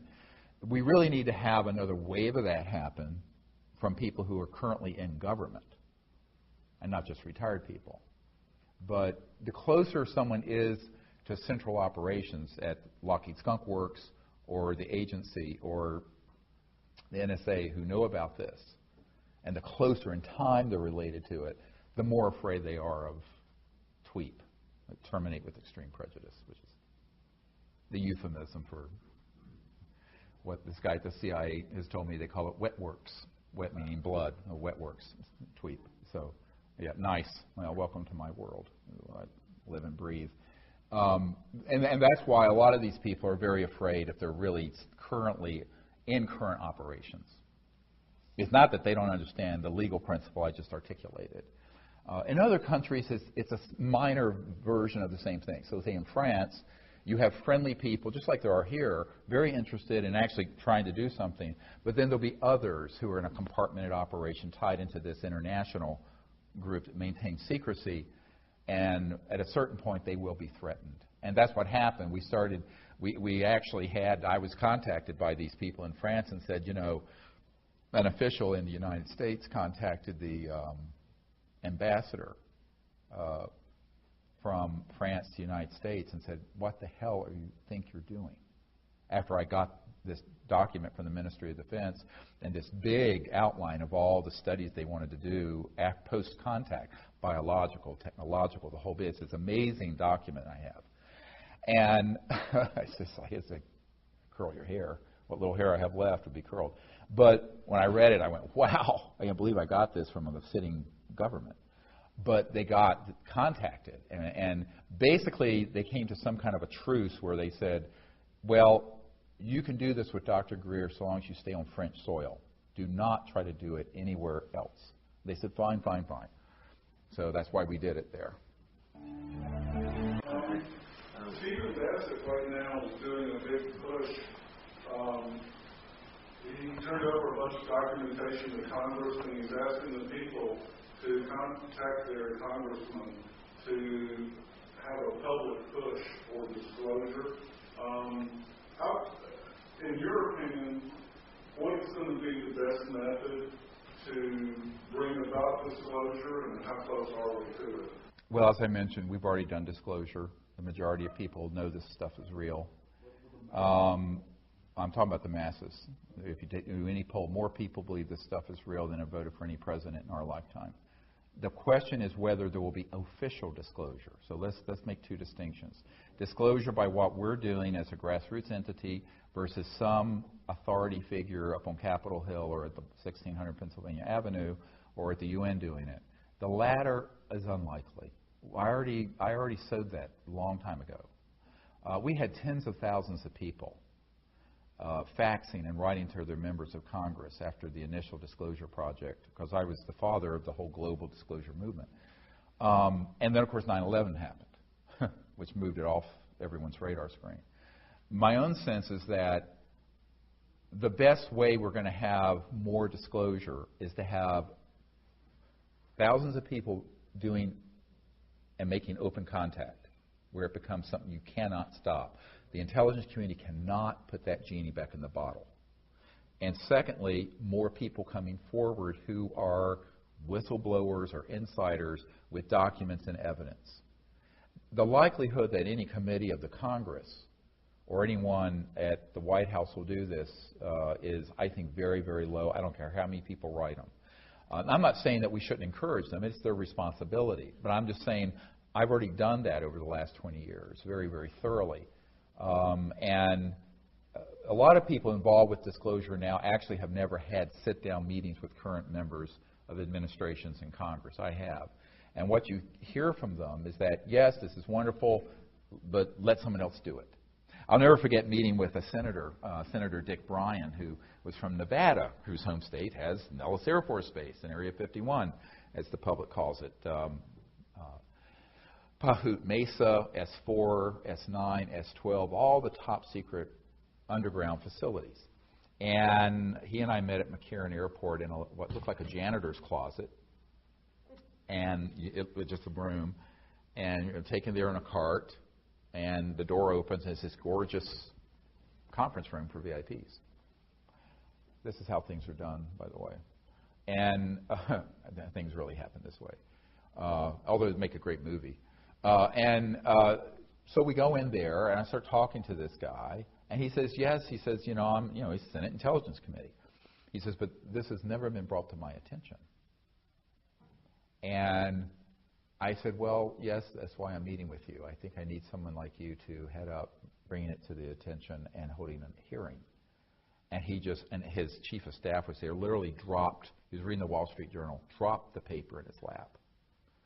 And the senator said, I don't think I really can do that. But have you talked to, so in other words, Kissinger called this the hottest potato in the cosmos, so this issue. And so basically, I want to pass it to someone else. So he gave me the name of someone else. So the passing of the buck on this is legendary. And I've met face-to-face with people who are on these committees and at the Pentagon, and asking them to do something about it, which would entail enormous risk on their part. I mean, as one congressman said, yeah, I'd be known as Congressman Moonbeam. Or, in other words, the press would have a field day. And I think that that's one of the real problems. And therefore, should we exhort these leaders to do the right thing? Yes, of course, and we continue to. Do I think that that's a likely way it'll happen? No. The most likely way is more and more people from the inside with evidence and corroboration coming forward, and thousands of CE5 contact teams reaching a critical mass where then an undeniable event happens that can no longer be contained, that goes viral. Now, I don't think that I don't want anyone to take away from this that I don't support trying to hold our leaders' feet to the fire. And that's why I put this briefing together for the president. It's why I went to Australia and met with 120 leaders from around the world and Minister of Defense of Australia and everything else. I still think that there's a responsibility, if you believe in representative government, to ask your representatives to do the right thing. But I'm just saying, from a realistic point of view, the likelihood of change happening from those quarters. And it's a little bit like after I, did all this with the Clinton administration, and, the Rockefeller family was running interference with us and hosted Bill and Hillary Clinton at the JY Ranch, where I'd gone out there and had all the meeting with all these spooks and top secret people. And then, there was a man who worked very closely with the Clintons who then came to our house. This is when I was still working full-time as an emergency doctor in North Carolina, and he came down and had dinner with us at the table, and he said, well, this was like a month or two after my wife and I had come up here to meet with the CIA director and his wife. And he said, the president and the people around him are very supportive of what you're recommending. I said, oh, good. And, we're having dinner around the table in this house, a big Tudor house, and the 4 kids or little kids back then around the table. And he says, but they really don't think the president can do anything about this because they're concerned he'll end up like Jack Kennedy. And I started laughing because I thought he's sort of a big, fat, operative for the Democratic Party who was sort of a jokester and very funny guy. I thought he was just making sort of, a facetious. And he stopped me. He said, no, we're not kidding. And I said, well, Kevin, don't talk about this in front of the kids. Let's talk about this later. So we went to the library later and talked about it. He says, no, absolutely. They think that this could actually happen, that it would be too dangerous for the president. And I said, well, what do you want me to do about it? I'm just a country doctor here in North Carolina rattling around in an ER. And they said, well, they think you should do it. And my eyes roll back in my head. Are you kidding me with this? Now, you can imagine, I'm in my 30s. And so this is 1994. So, 20 years ago, I was in my late 30s. And so I thought, well, I said, well, here's the real reason, is that it is risky, but you view the president as an expendable, but I am. He says, that's right, you're expendable. Very cynical. Very Washington. Yeah, throw you under the bus, who cares? So since then, I sort of accepted, well, I'm the throwaway guy. My career, my life, none of that matters.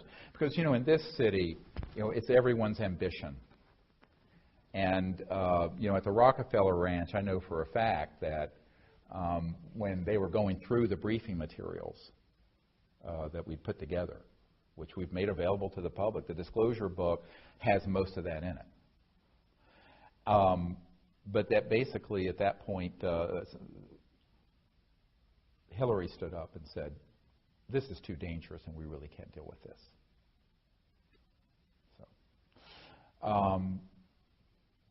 And so what you find is that they are interested. Now, years later, very, very close friends of the Clintons who used to live in the private quarters of the White House, I was meeting at her home, and and she told me this hilarious story, that even though all the people around Bill Clinton, including his wife, did not want him to deal with this issue because of the risks involved, he kept the briefing document on the back of his toilet in the private quarters, but one day he brought it out and was sitting with this friend of the Clintons that I knew very well, and had it open. He was going through the document going, well, I know all this is true, but they won't tell me a thing, not a goddamn thing. Just like that.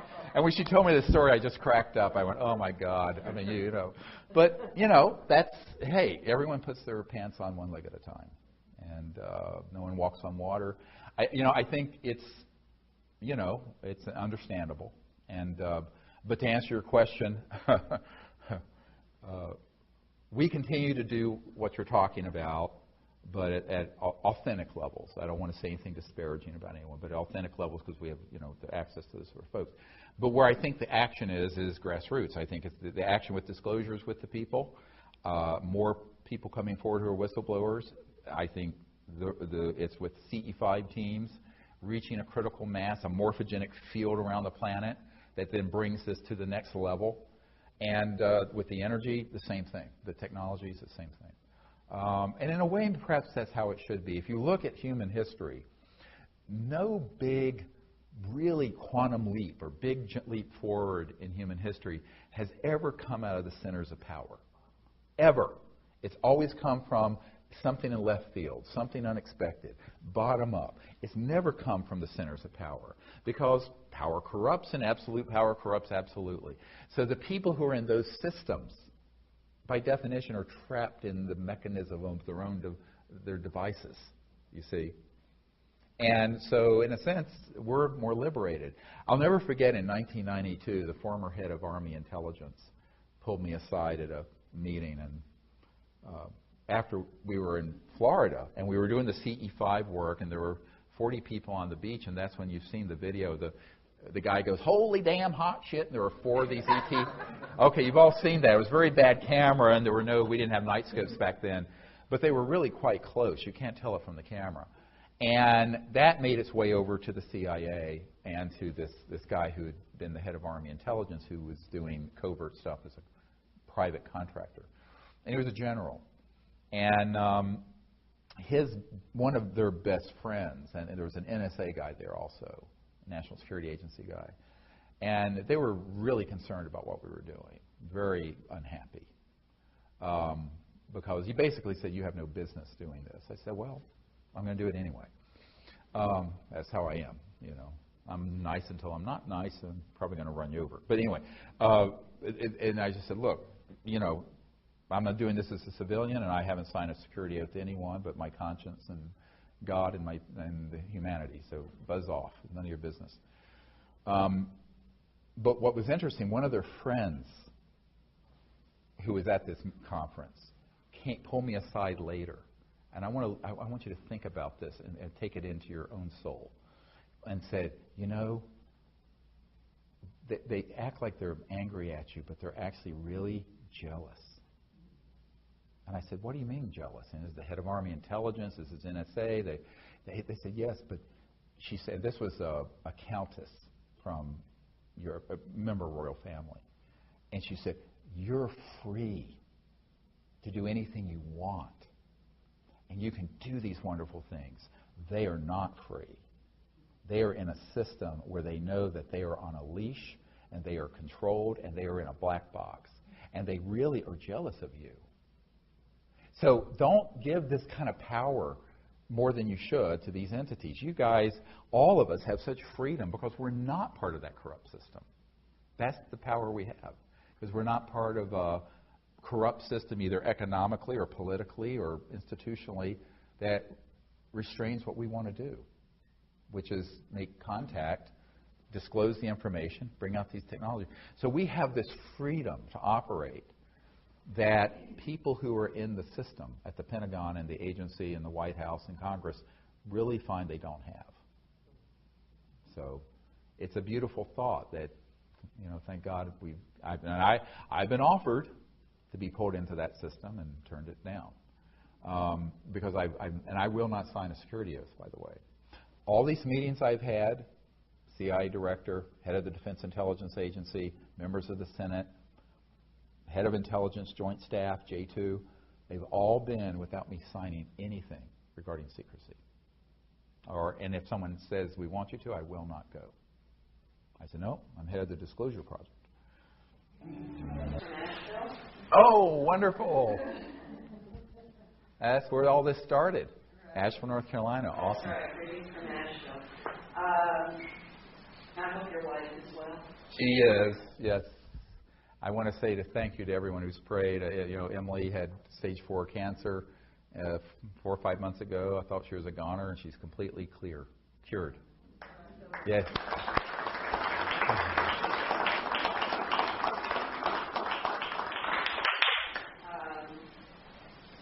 Your frustration must be unbelievable, because I know how I feel. Back in 1974, I had a pretty close encounter with a very real very large, very metallic object, about 40 feet in diameter and about 50 feet above my head. Yeah, it was frightening. I wasn't alone. There were 3 other people there. It was in Great Barrington National Forest in the middle of nowhere. Where is that? Massachusetts. Massachusetts. Great Barrington, Massachusetts. And it was, like I say, 1974, and it was something that informed the rest of my life, really. Right. But now I have, and that's a knowing, right? So no one can tell me. I did not see, I do not know. Right. I can't tell you who it was, Right. but I know that it was. Right. Now the same thing that's happened to me, there you are, the same thing that has happened to me, and you've had an NDE. So the same thing that's happened to me, not with an NDE, but through after-death communication with spirit that manipulates energy. Mm-hmm. I was hoping maybe you could give me some information on how both these things can exist. Dimensionally, okay, because I don't know what that means really. Mm-hmm. So I was wondering if you could, because it's something that I've never been able to come to grips with, is how do I know this? And how do I know that? And now how do I put the 2 of them together so that I could know them both and feel good with the explanation? Is there anything you can offer me? Well, it's all very abstract without having more detail. What she's asking is that she had an experience with a fully materialized craft and subsequently has had experiences, sounds like in consciousness, with someone who's in the next world, as it were. Yeah, who it has.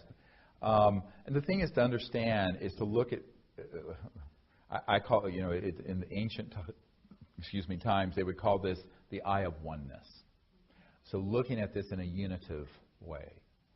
So there really is no distance between these dimensions, say the afterlife and the astral, except what our minds construct. Because your conscious mind is omnipresent. So your conscious mind can experience something from an ancestor or a relative who's in their astral body of light, whatever, in the next world, or a spirit being, an ancient spirit being, or an angelic being. I know these all exist. Or an extraterrestrial spacecraft in this dimension, or that has resonated to where it's moved into astral, very close to what you would call the spirit world.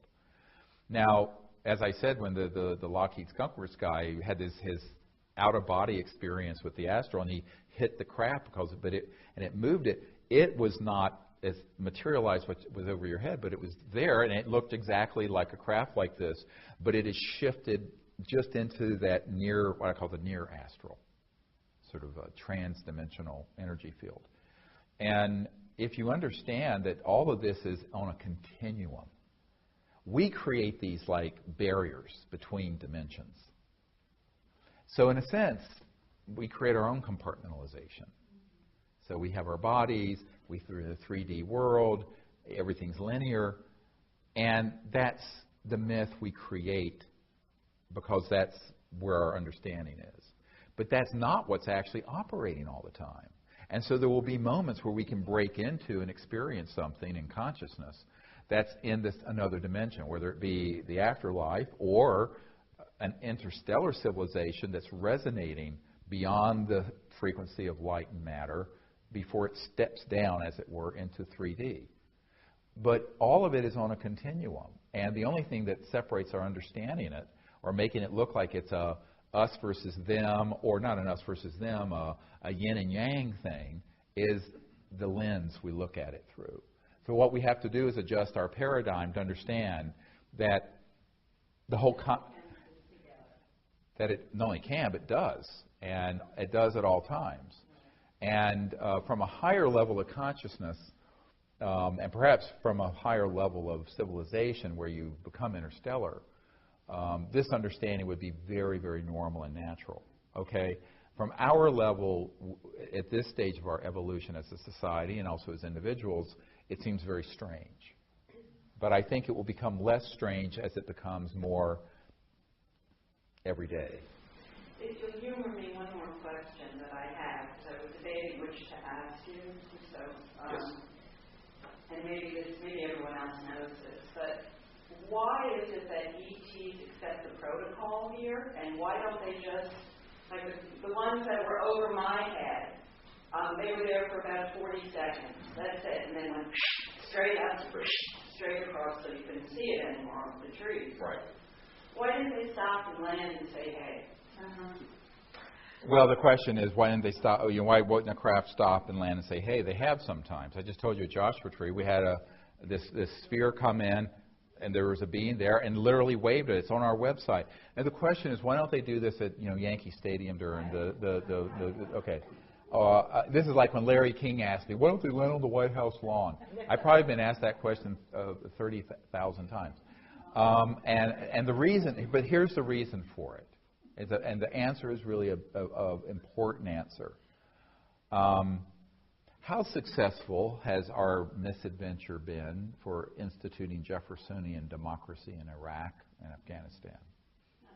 Okay, and we're dealing with humans living in the same century, on the same planet, kind of. Now, don't get me started. Okay, now, the point I'm making, without becoming politically incorrect, is that if you have a civilization that is thousands to millions of years more developed than ours, and they were to come in and force disclosure, let's say, by being that open, a couple things would happen.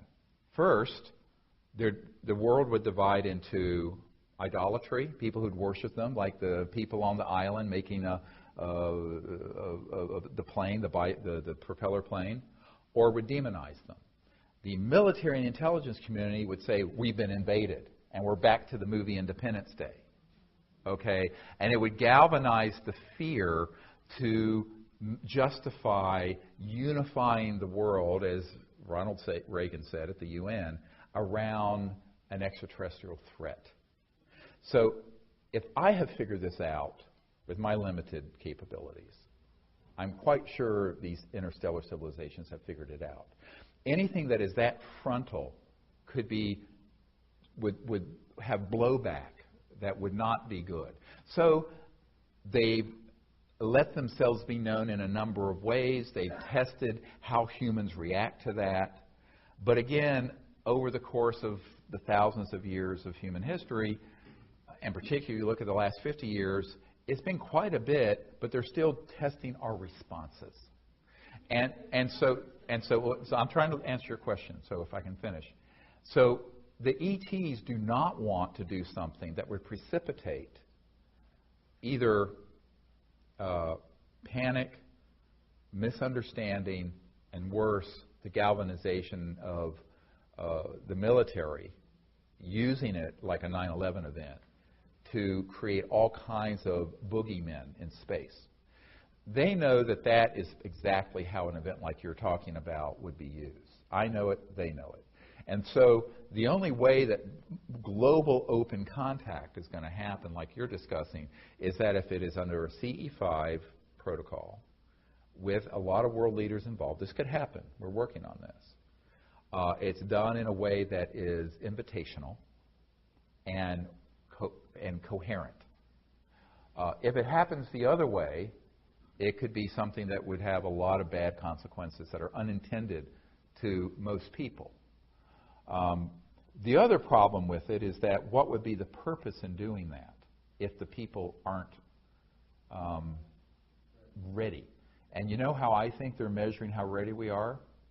Is how much we go out there and pull ourselves out of YouTube and the television and Netflix and go out under the stars together and with intent and sincerity ask them to make contact.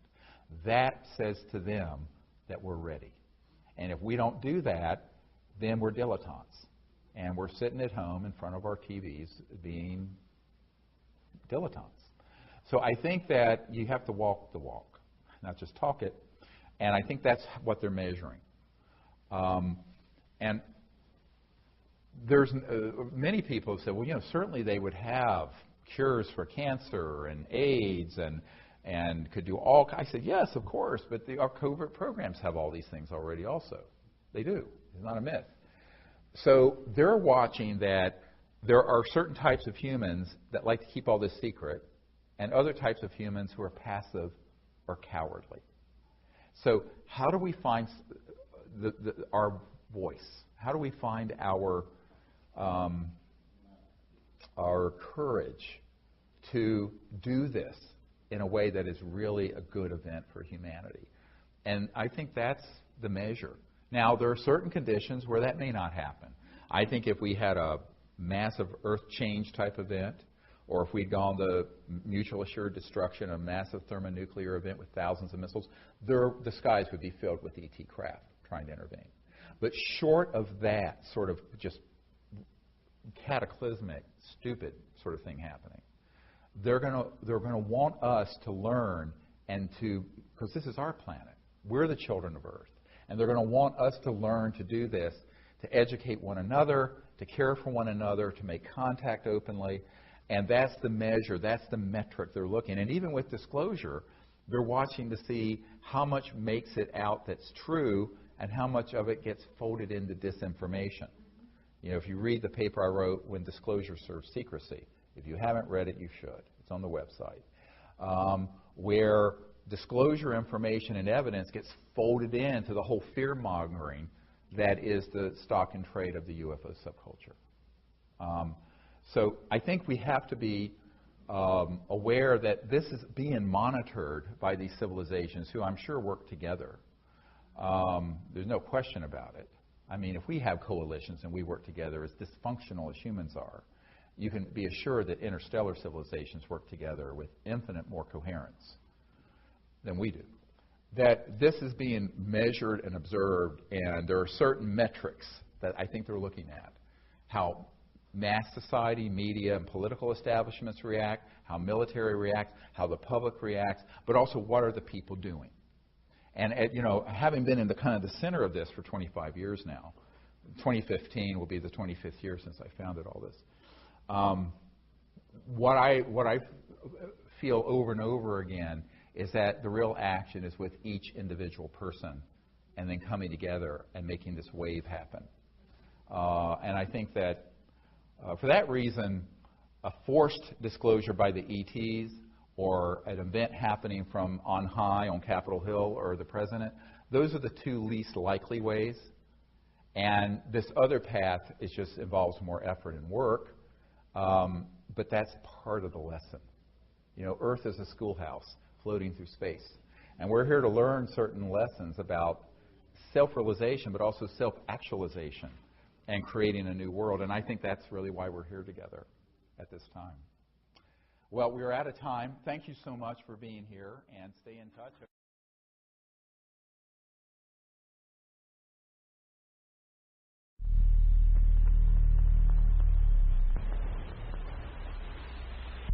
How do you keep something secret? You hide it in plain sight.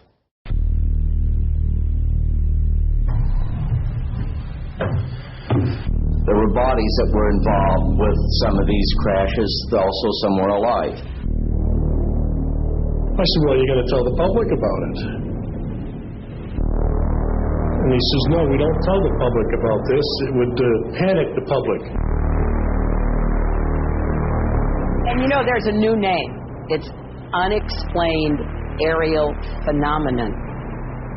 I'm a doctor in an ER taking care of shootings and stabbings and car wrecks. And I'm being asked to brief the CIA director on stuff because he and the president are being lied to. What? And he said, by the way, we've discovered a base on the backside of the moon. And I said, whose? If the average person knew that the term UFO was actually concocted after they knew that they were extraterrestrial vehicles or man-made anti-gravity devices, they would realize that for 60 years we've already had the solution to the environmental crisis, the energy crisis, and global poverty. The most dangerous thing going on the planet today isn't ISIS. It's not Iraq. It's not Russia. It's not China. It's a out-of-control, covert group that is not being overseen by the people, the Congress, or the President, who have developed these technologies and are recklessly using them to track and target extraterrestrial vehicles. The result of this is that we're in a crisis that is unacknowledged, ironically, because these projects are unacknowledged.